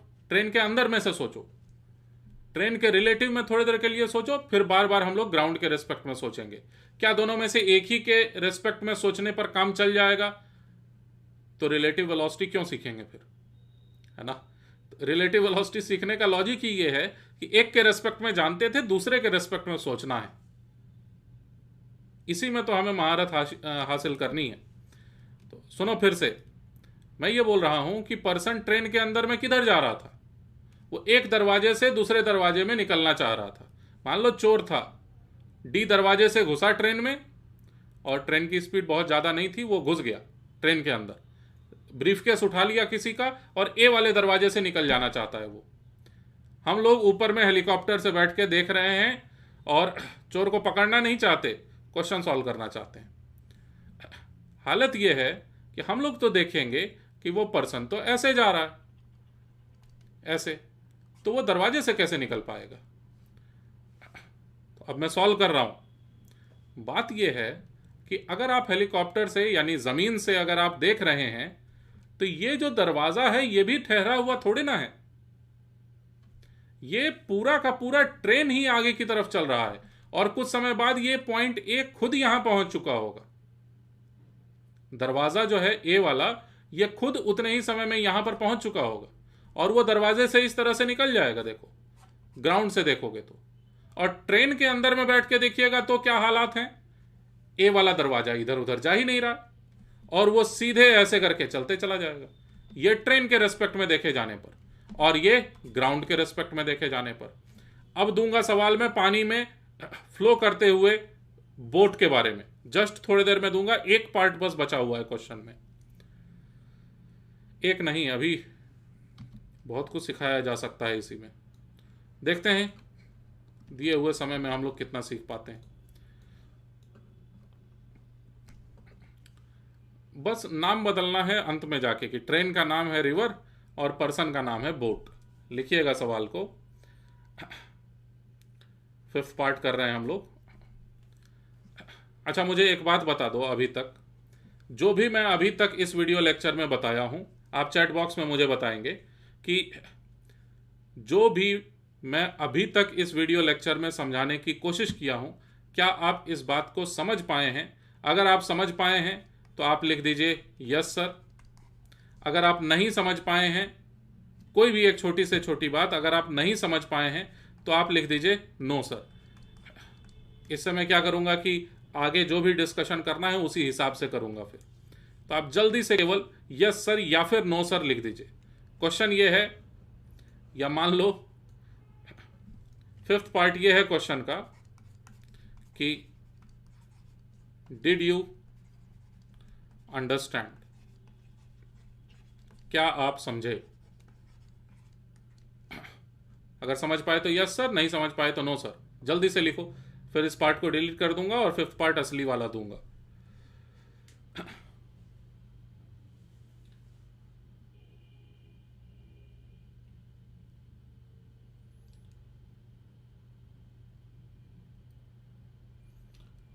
चलिए ठीक है, जितने लोग अभी देख रहे हैं,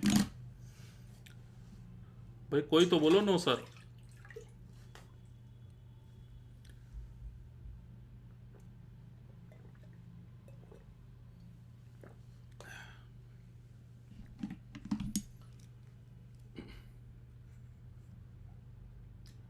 डाउट है अभी भी?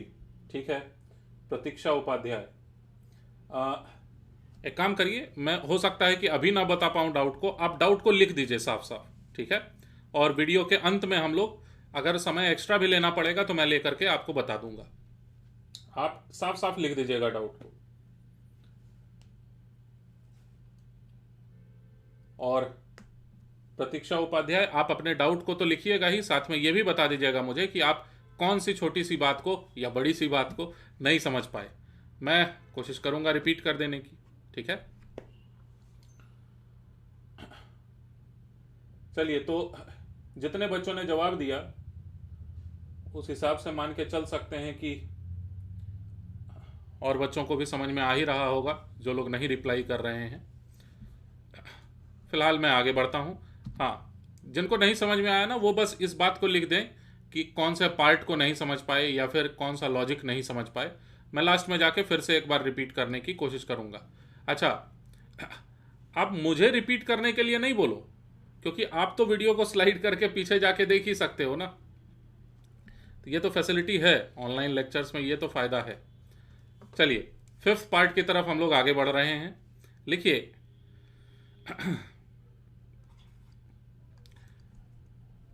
in which direction should person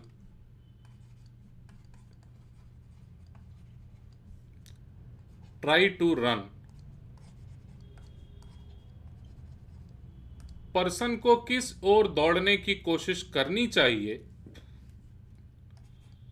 so as to cross the train in minimum time? Minimum time में ट्रेन को, मतलब width of train, to cross the width of train. ठीक है ना?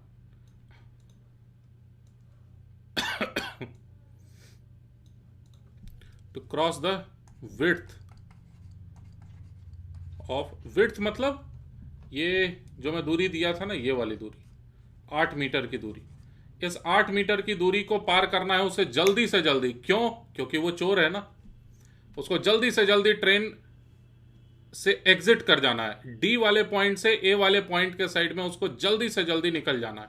तो मेरा ये नहीं सवाल है कि कितने समय में वो कम से कम समय में बाहर निकल सकता है, मैं बस ये पूछ रहा हूं कि किस तरफ उसे दौड़ने की कोशिश करनी चाहिए। इससे आसान सवाल पॉसिबल नहीं है। तो आप सोच भी पा रहे होंगे क्योंकि आप ट्रेन में बैठे हुए हैं।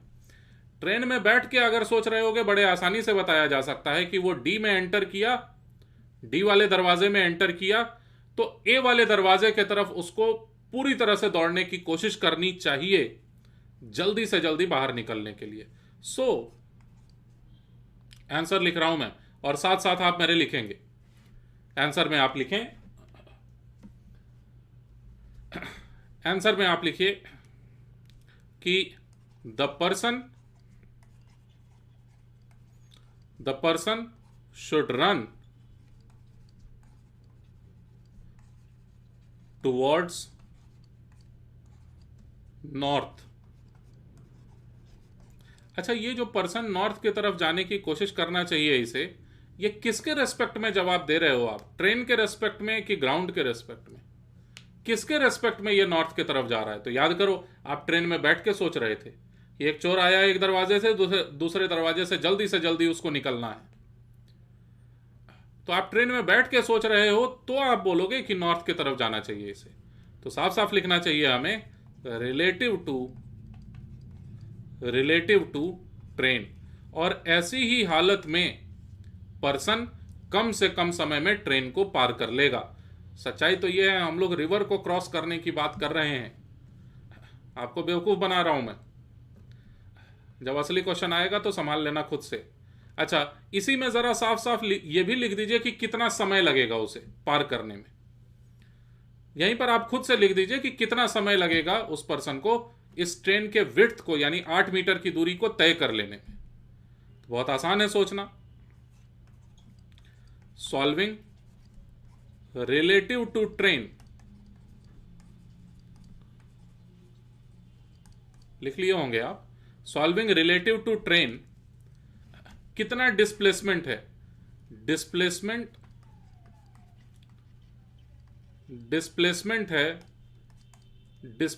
है डी से लेके ए तक। Displacement DA equals to 8 metre.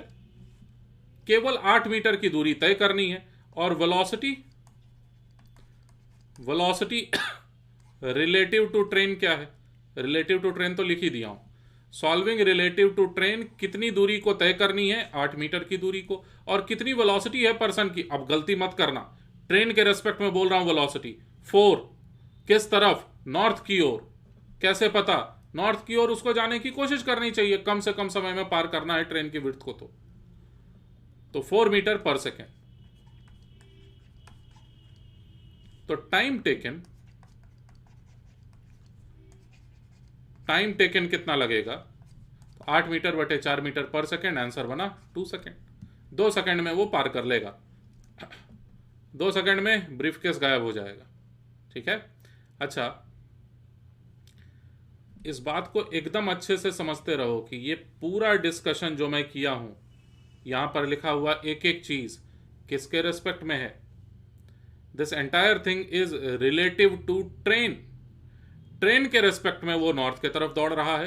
Train के रेस्पेक्ट में डी वाले दरवाजे से वो घुसा ट्रेन में, ठीक उसके सामने ए वाला दरवाजा है, वो ट्रेन के अंदर ही अंदर दौड़ रहा है ए की तरफ, और 2 सेकंड में वो दूसरे दरवाजे से बाहर निकल गया। ये सब कुछ ट्रेन के रेस्पेक्ट में है। ठीक है। और लास्ट पार्ट अब मैं दे रहा हूं इस क्वेश्चन में। लास्ट पार्ट है assuming person crosses the train, 6th part या 7th पार्ट जो भी है ये, assuming person crosses the train,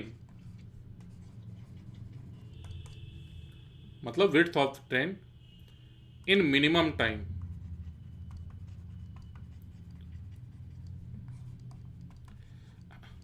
सुन लो, गलती नहीं चाहिए इस बार, सही होना चाहिए एक बार में।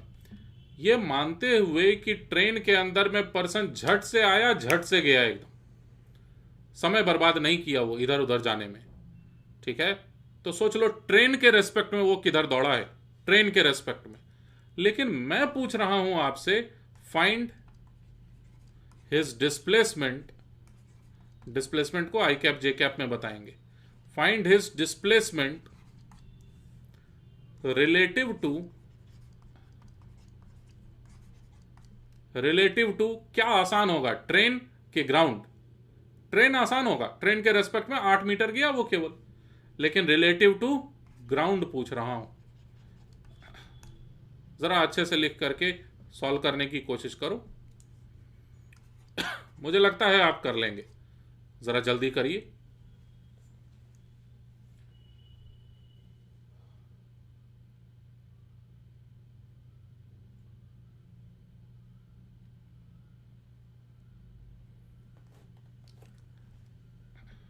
चलिए मैं सॉल्व करने की कोशिश करता हूं। पुराने डायग्राम से मुझे लगता है काम चल जाएगा, या छोड़ो उस बात को, अभी इक्वेशंस में ही करेंगे।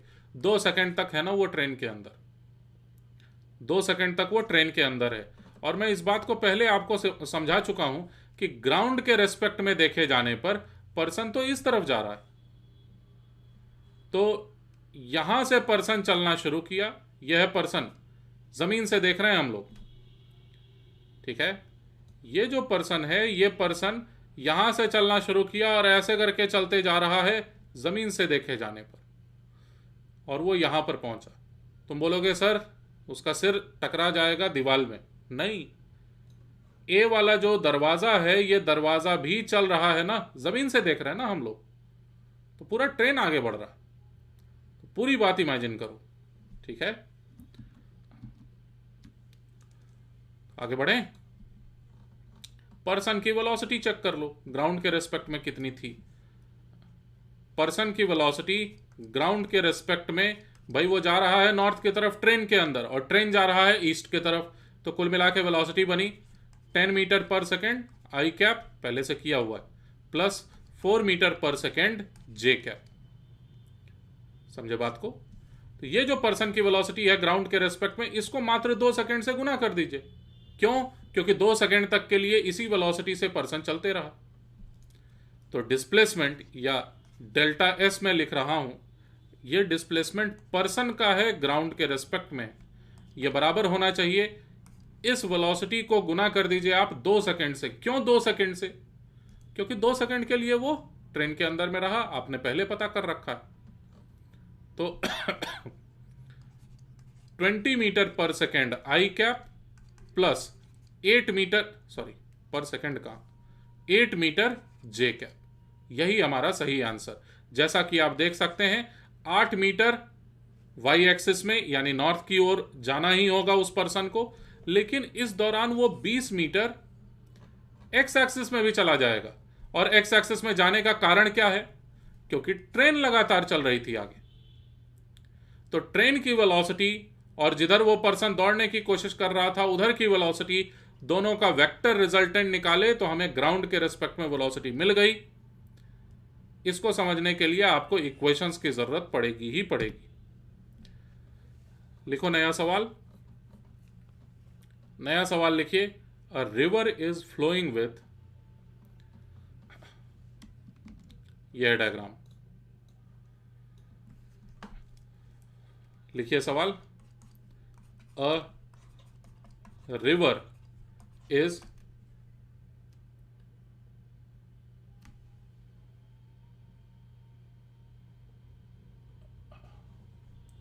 फ्लोइंग विथ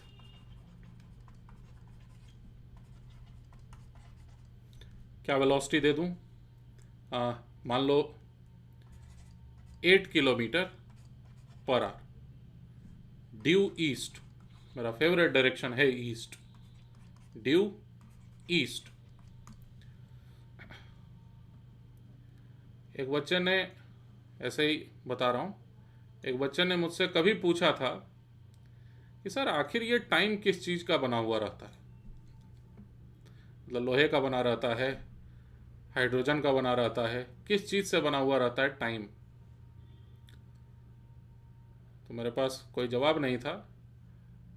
वहीं पर दूसरा एक बच्चा था, उसने बहुत ही शानदार, सही और गजब का जवाब दिया। उसने ये जवाब दिया कि टाइम उसी चीज से बना है जिस चीज से ईस्ट का डायरेक्शन या नॉर्थ का डायरेक्शन बना है। तो जैसे ईस्ट वेस्ट नॉर्थ साउथ एक मतलब हमारे दिमाग का ही उपज है। अरे कहीं सच में नेचुरली थोड़ी ना लिखा रहता कि ईस्ट यही है, तो हम लोग लिख देते हैं ना अपने इमेजिनेशन से। ठीक वैसे ही टाइम भी पता नहीं क्या है, लेकिन हम लोगों के सोच का ही नतीजा है टाइम। टाइम केवल एक एहसास है हमें, जिसको हम लोग कॉपी पेन पर लिख देते हैं। उसको नापने का एक औजार बना लिए हैं, कहते हैं उसे घड़ी। लेकिन बड़ा इंटरेस्टिंग चीज है time. A river is flowing with 8 kilometre per hour due east. Train वाले क्वेश्चन से कोरिलेट करिएगा। अब बोट नहीं, बोट अब मैं बना दिया हूं बोट, लेकिन बोट हो स्विमर हो फर्क नहीं पड़ता। अ boat can travel with, a boat can travel with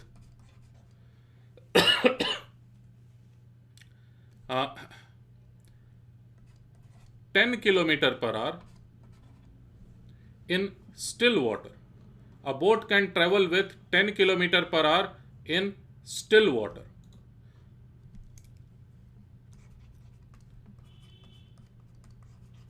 Still water.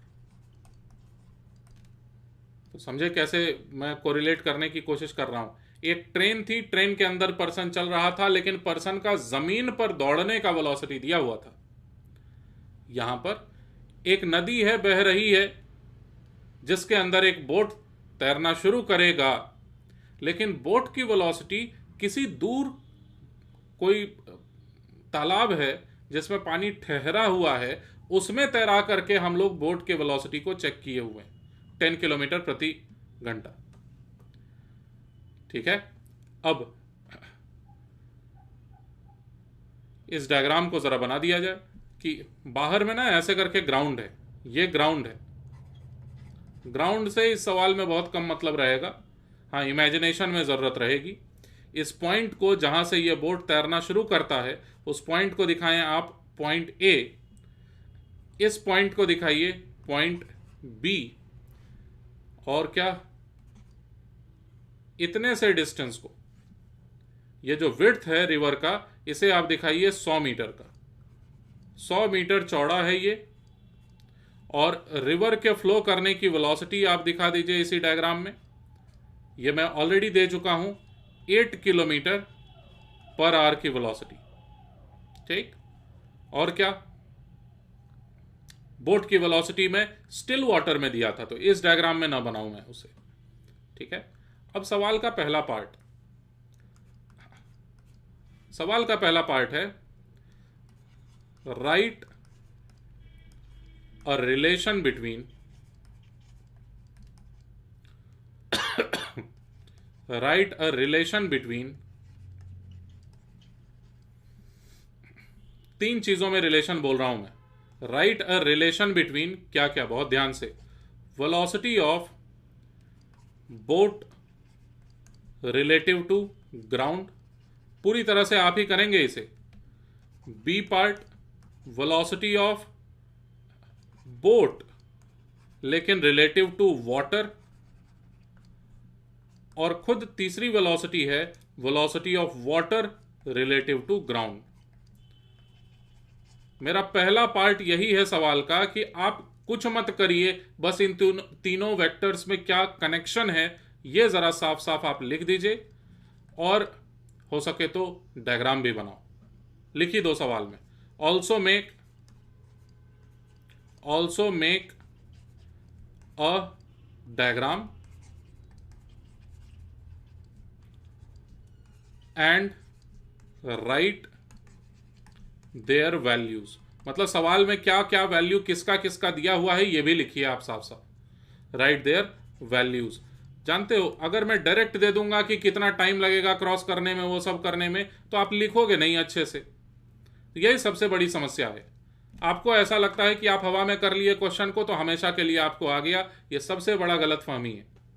ठीक है, तो आप सबसे पहले इन तीनों में क्या कनेक्शन है ये साफ साफ लिखिए, एक डायग्राम बनाइए, और फिर ये लिखिए कि इन तीनों का आखिर वैल्यू सवाल के मुताबिक क्या दिया हुआ है।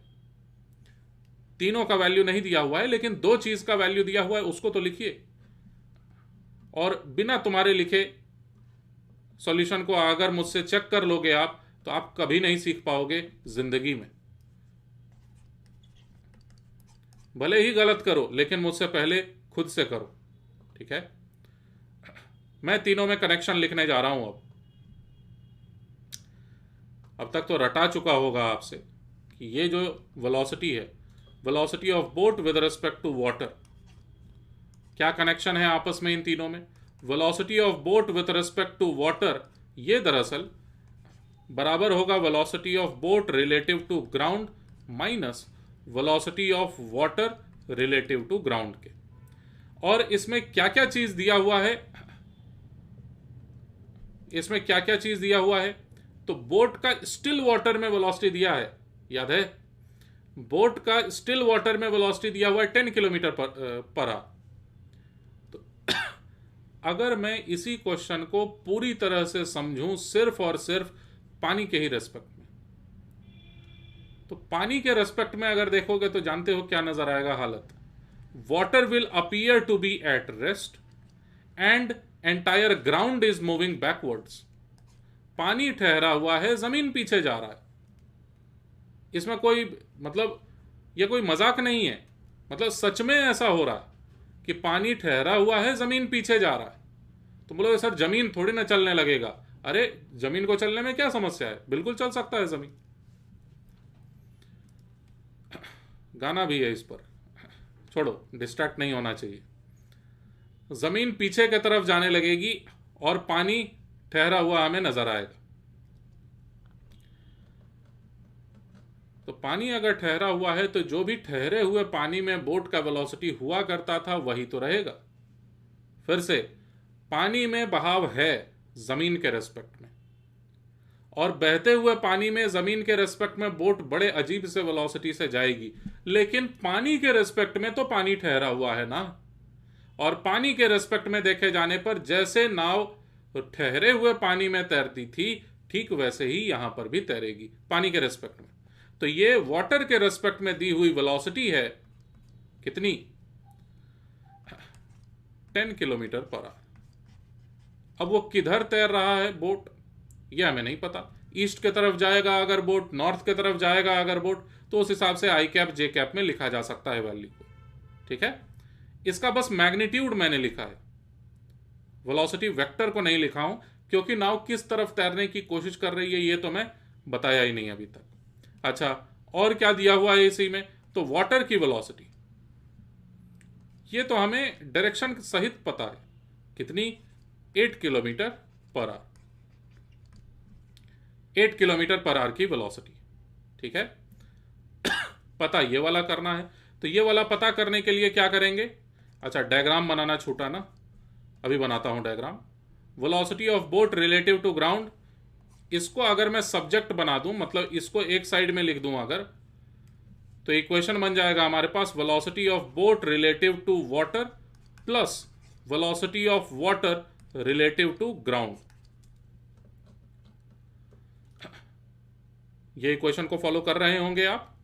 अब एक डायग्राम से इसी इक्वेशन को समझाने की कोशिश कर रहा हूं, डायग्राम बनाने जा रहा हूं। अब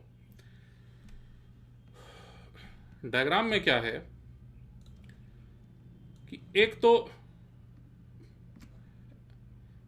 किसी भी दिशा में नाव तैरने की कोशिश कर रही है, किस दिशा में मुझे नहीं पता। Velocity of boat relative to water, पानी के रेस्पेक्ट में देखे जाने पर पानी जो ठहरा हुआ नजर आ रहा है उसके अंदर नाव किस ओर तैर रही है यह मुझे पता ही नहीं है। ऐसा कहीं नहीं लिखा है कि नॉर्थ की तरफ जा रही है नाव, है ना। अच्छा, अब यह हो गया। अब velocity of water relative to ground, ground के रेस्पेक्ट में देखे जाने पर पानी में जो बहाव है वो तो निश्चित है, वो तो ये है ही। और इसको थोड़ा सा छोटा दिखाना चाहिए हमें, क्यों? क्योंकि बोट की वेलोसिटी वाटर के रेस्पेक्ट में अगर 10 है तो वाटर की वेलोसिटी ग्राउंड के रेस्पेक्ट में मात्र 8 है। Velocity of water relative to ground, सही बनाया? हो सकता है ना कि इसका डायरेक्शन आप कुछ और दिखाए हो, कोई गलती नहीं है, ठीक। उसका डायरेक्शन मैं कुछ बताया ही नहीं हूं, तो किधर भी मान लो अभी फिलहाल। तो तीसरा वाला वैल्यू, यानी बोट सच में किधर जाते हुए जमीन पर बैठे आदमी को नजर आएगा। मान लो ना पूरा अंधेरा है और नाव पर कोई एक लालटेन लगा के बैठा हुआ है, तो और कुछ अगर पर्सन देखे ही नहीं जमीन पर से, जमीन पर मतलब नाव के किनारे पर कोई पर्सन बैठा हुआ हो अगर, ठीक है।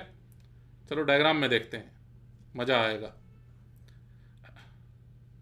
देखना बहुत ध्यान से।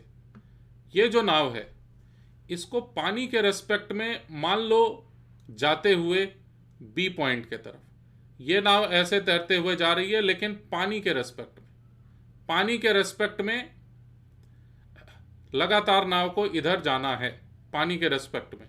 तो सच में क्या होगा, ग्राउंड के रेस्पेक्ट में, ग्राउंड के रेस्पेक्ट में पानी में बहाव होने के वजह से दरअसल नाव जमीन पर से देखे जाने पर ऐसे तैरते हुए नजर आएगा, ऐसे ऐसे। समझ सके मेरी बात? फिर से सुन लो। पानी के रेस्पेक्ट में अगर नाव तैरने की कोशिश करेगा इस तरफ, मैं ऐसा बोल नहीं रहा हूं कि इसी तरफ सच में जा रहा है सवाल में, लेकिन पानी के रेस्पेक्ट में देखे जाने पर अगर नाव इस तरफ तैरने की कोशिश करता है तो ग्राउंड के रेस्पेक्ट में देखे जाने पर वो इधर नहीं जा रहा होगा, पानी में तो बहाव है, इस कारण से वो गलती से यहां पहुंच जाएगा कहीं। अच्छा, यहां से यहां जो पहुंचा ना एक्स्ट्रा, ये सिर्फ पानी के बहाव के वजह से पहुंचा है। इतने से डिस्प्लेसमेंट को, सिर्फ पानी के बहाव के डायरेक्शन में होने वाले डिस्प्लेसमेंट को, इस वाले डिस्प्लेसमेंट को कहा जाता है ड्रिफ्ट या सिर्फ बहाव। गलती से चला गया ये पानी के बहाव के वजह से, ये बह गया इतना। अच्छा, ये कहलाएगा विड्थ, ये रिवर का विड्थ है जिसको उसने क्रॉस किया, लेकिन नदी को पार करते करते वो बहते हुए यहाँ तक भी शायद पहुँच सकता है, निर्भर करता है पानी की वेलोसिटी कितनी है। लेकिन छोड़ो इन सभी बातों को, सबसे ज़्यादा इंपॉर्टेंट कुछ है यहाँ पर, तो वो है ये इक्वेशन और ये बनने वाला तुरंत इसके बाद का डायग्राम, जिसमें अभी तीसरे वेक्टर को मुझे दिखाना बाकी था।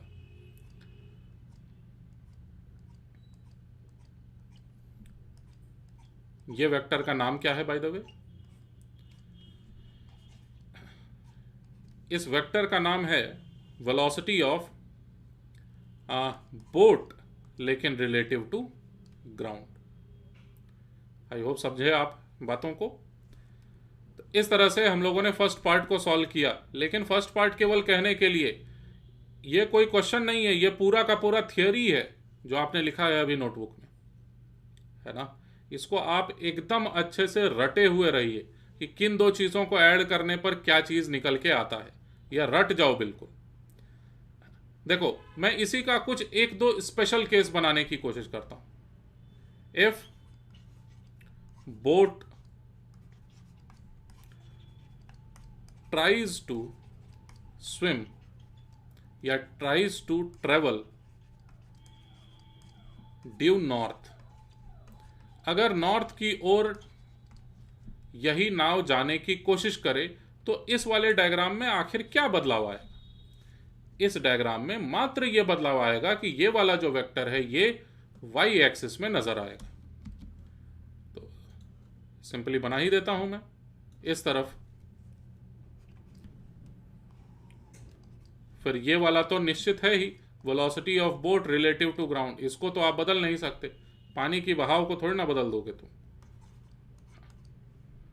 Velocity of person relative to, sorry, boat relative to water, और जो इस बार निकल के आएगा ये डॉटेड लाइन का डायरेक्शन, ऐसे करके ये डॉटेड लाइन दोबारा से वही velocity of boat relative to ground. ये गड़बड़ा गया, ये वेलोसिटी ऑफ वाटर था, वाटर या रिवर जो भी, सही है ना। हाँ, दो अलग अलग केसेस से मैं बताने की कोशिश किया, ठीक है। और भी कई दिशाओं में बोट जाने की कोशिश कर सकता था। नेक्स्ट पार्ट है क्वेश्चन का, सेकंड पार्ट है क्वेश्चन का, थर्ड पार्ट होमवर्क दूंगा। सेकंड पार्ट है क्वेश्चन का कि इन व्हाट मिनिमम टाइम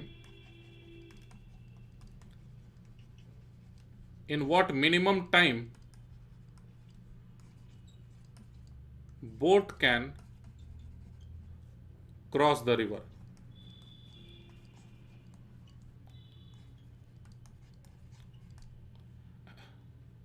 इसी में फिर आगे भी लिखेंगे, पहले सवाल को लिखो अच्छे से।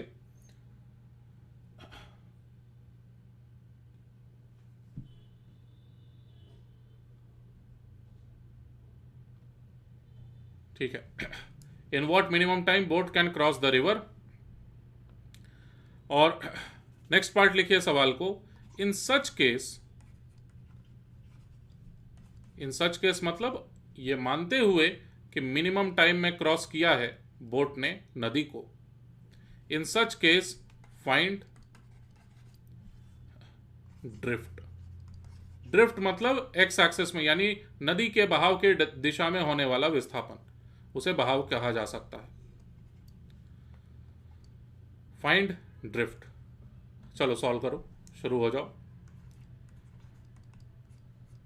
वीडियो को पॉज कर लेना, सॉल्व करके आंसर तक पहुंचा दो इसे।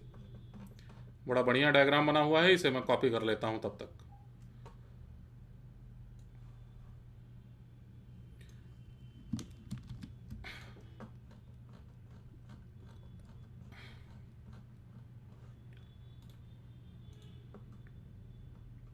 यह है डायग्राम हमारे पास, यह डायग्राम हमारे पास, और हमें यह जानना था कि आखिर इस नदी को कम से कम कितने समय में पार किया जा सकता है। समस्या यह है कि नदी बह रही है।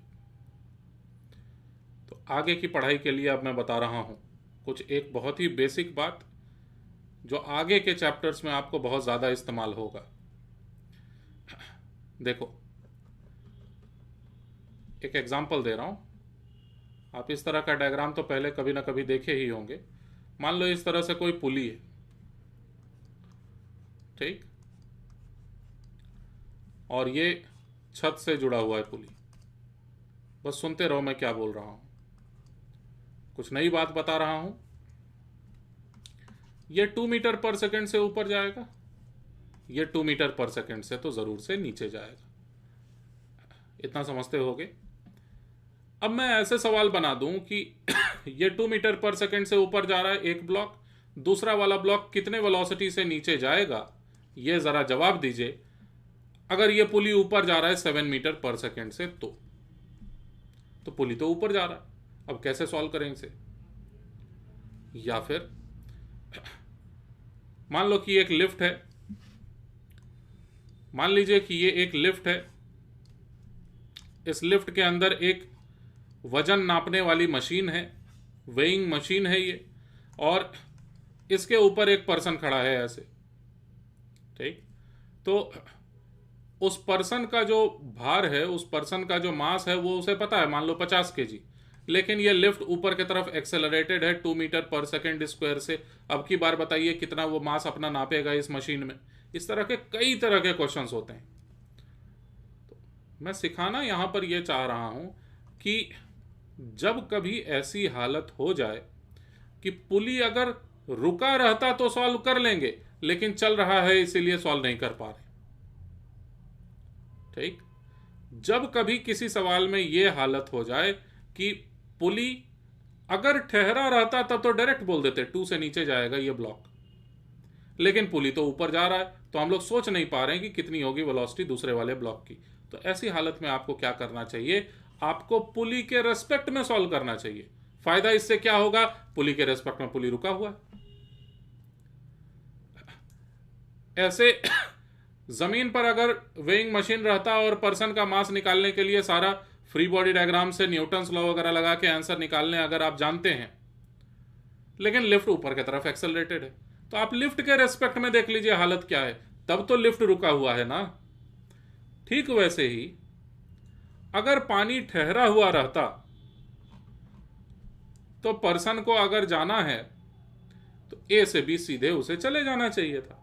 पानी ठहरा हुआ है, लेकिन सच में तो पानी बह रहा है। पानी के बहाव के वजह से कोई समस्या नहीं है, क्योंकि जो कुछ भी समस्या है उसको आप हटा सकते हो। कैसे? पानी के रिलेटिव में सोच के। यही हुआ था ना बोट और दिया वाले प्रॉब्लम में, और वहीं से मैं कॉन्सेप्ट्स को धीरे धीरे डेवलप करवा रहा हूं आपके अंदर। तो सॉल्विंग रिलेटिव टू वाटर, कम से कम समय में पार कर। ये वही वाला क्वेश्चन है, ट्रेन के अंदर में चोर गया और एक दरवाजे से घुसा, दूसरे दरवाजे से निकलना है उसको। कोई अंतर है क्या दोनों सवालों में? कोई अंतर नहीं है, इसलिए वो क्वेश्चन पहले दिया। तो सॉल्विंग रिलेटिव टू वाटर, सबसे पहली बात कि वाटर इज एट रेस्ट, और इसी फ्रेम ऑफ रेफरेंस के मुताबिक अगर देखा जाए तो बोट को किधर जाने की कोशिश करनी चाहिए? ग्राउंड के रेस्पेक्ट में पहुंच जाएगा कहीं और, लेकिन छोड़ो ना ग्राउंड के रेस्पेक्ट में, हम लोग पानी के रेस्पेक्ट में सॉल्व करेंगे, टाइम तो उतना ही आएगा ना। तो solving relative to water, water is at rest and boat should travel perpendicular to, या नॉर्थ भी लिख सकते थे, लेकिन परपेंडिकुलर टू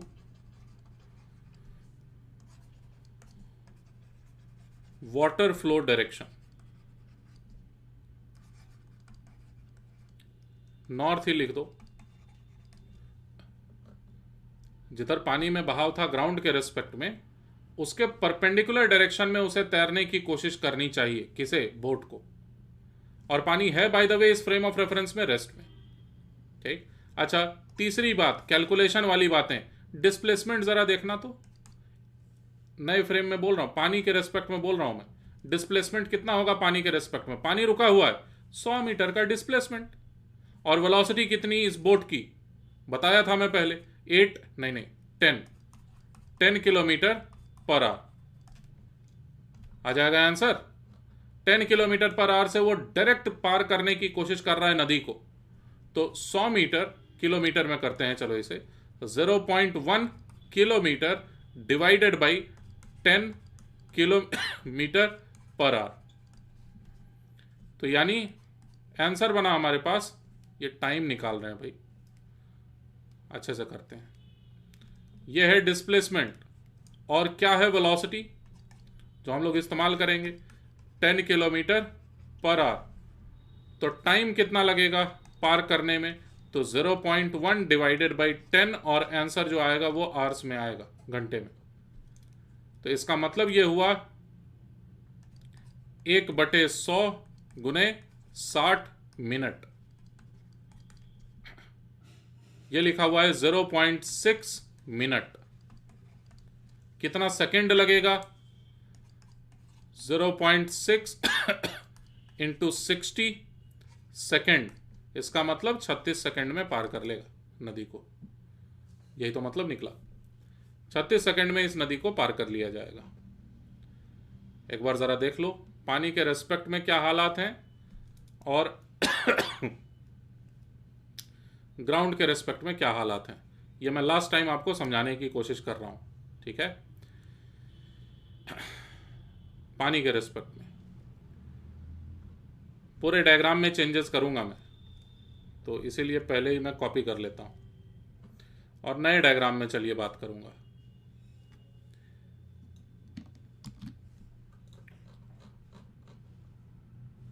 बस अंत में जाके इसे आप समझ लीजिए एक बार अच्छे से, ठीक है ना। ये डायग्राम है और इसे अगर मैं ड्रॉ करने की कोशिश कर रहा हूं रिलेटिव टू वाटर, पानी के रेस्पेक्ट में देखे जाने पर पानी में किसी तरह का कोई बहाव नहीं, ये रिवर है जो कि रेस्ट में है, और जो जमीन है वो किस तरफ, वो इस तरफ जा रहा है लगातार। बी वाला पॉइंट रुका हुआ है क्या, नहीं, बी वाला पॉइंट भी पीछे जा रहा है, ऐसे ए वाला पॉइंट भी पीछे जा रहा है, ग्राउंड पूरा का पूरा पीछे जा रहा है हम लोग पानी के रेस्पेक्ट में देखेंगे तो।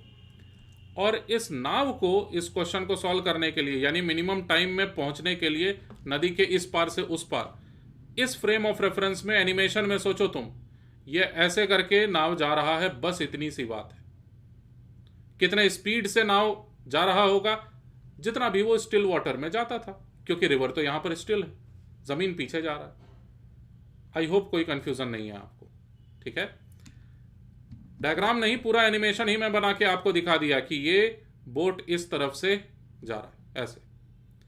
ये पूरी बात थी किसके रेस्पेक्ट में, वाटर के रेस्पेक्ट में। नया डायग्राम देखो, रिलेटिव टू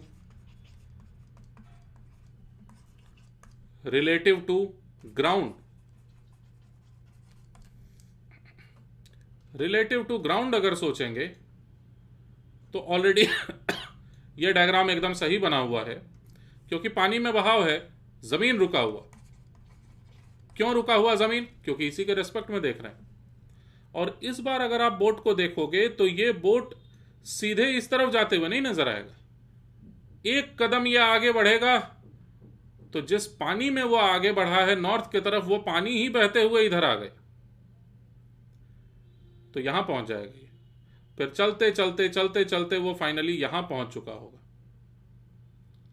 समझ पाए इस बात को। अच्छा, एक छोटा सा डाउट मेरा कि भाई बी तो रुका हुआ है ना अपनी जगह पर, ये रेस्ट में है, हम लोग ग्राउंड के रेस्पेक्ट में कर रहे हैं, बी रेस्ट में है और ये नाव यहां पर पहुंचा। पिछले वाले डायग्राम में देखो, ये तो बी वाले पॉइंट पर पहुंच गया। नहीं नहीं नहीं, जब तक मैं ये बोट ऐसे जाएगा ना आगे, तब तक मैं बी वाला पॉइंट तो पीछे जा चुका होगा यहां पर कहीं पर। तो इस वाले डायग्राम से भी देखेंगे तो बी से तो आगे ही पहुंचा हुआ है, और इस वाले डायग्राम में भी देखेंगे तो भी बी से ही आगे तो पहुंचा हुआ है। एक बार बी ठहरा हुआ है, एक बार बी चल रहा है। अब सोचते रहो, इमेजिन करते रहो, ठीक। बात थी फिर इसी पार्ट में बहाव के बारे में, कितना ड्रिफ्ट आएगा। तो ड्रिफ्ट मतलब क्या निकालना था, और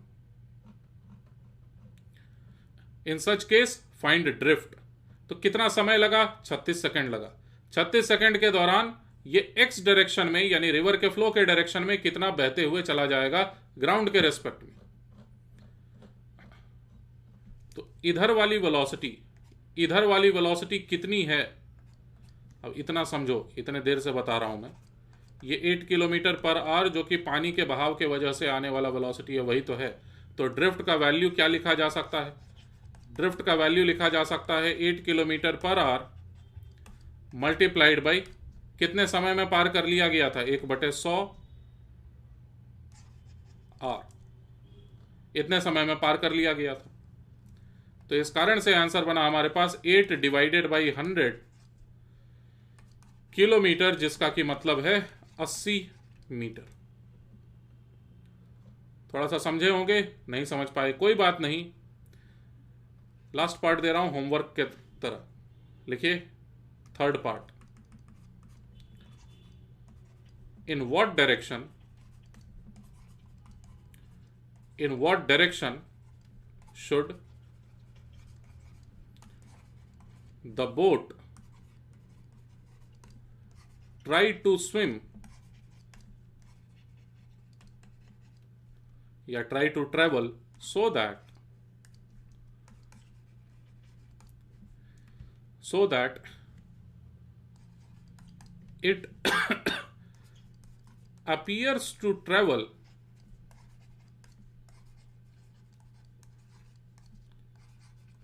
due north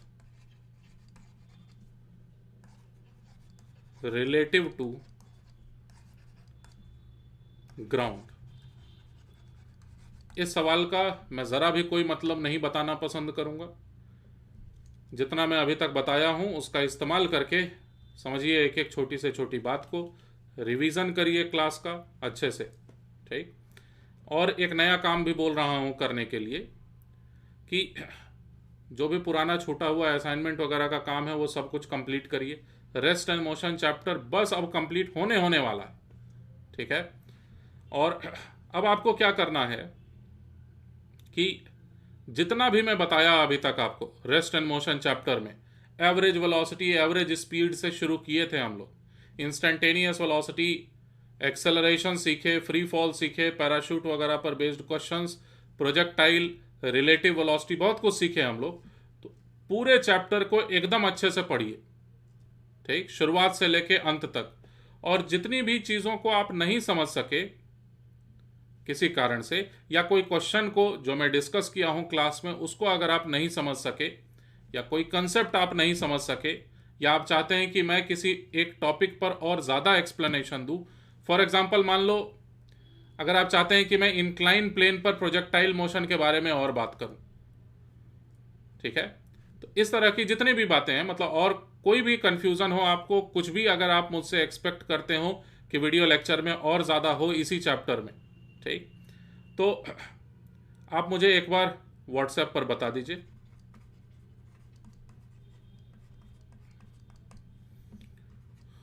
मुझे व्हाट्सएप पर एक बार बता दीजिएगा अगर मुझे, तो मैं अगले क्लास के लिए प्रिपेयर्ड हो जाऊंगा कि क्या क्या मुझे बताना है। और नेक्स्ट क्लास में गारंटीड है कि हम लोग इस चैप्टर को कंप्लीट भी कर रहे होंगे। अगर आपका कोई भी डाउट होगा उसको भी कंप्लीट कर रहे होंगे हम लोग ऑलरेडी, ठीक है। और सबसे इंपॉर्टेंट बात, रिलेटिव वेलोसिटी पर जो मैं असाइनमेंट दिया था करने के लिए आपको, वो अब तक कंप्लीट हो जाना चाहिए था, क्योंकि नेक्स्ट वाले वीडियो लेक्चर में एक नया असाइनमेंट देने जा रहा हूं जिसमें सिर्फ रेनमैन प्रॉब्लम, सिर्फ रिवर क्रॉसिंग प्रॉब्लम और इसी तरह के कुछ स्टैंडर्ड क्वेश्चंस पर आधारित क्वेश्चंस दिए हुए हैं, ठीक है। तो आप अच्छे से प्रिपेयर्ड रहिए उस असाइनमेंट को भी करने के लिए, लेकिन वो तब करोगे जब अभी तक का सारा काम एकदम अप टू डेट रहेगा। तो खूब मन लगा के पढ़ाई करिए। हम लोग मिलते हैं नेक्स्ट वीडियो लेक्चर में।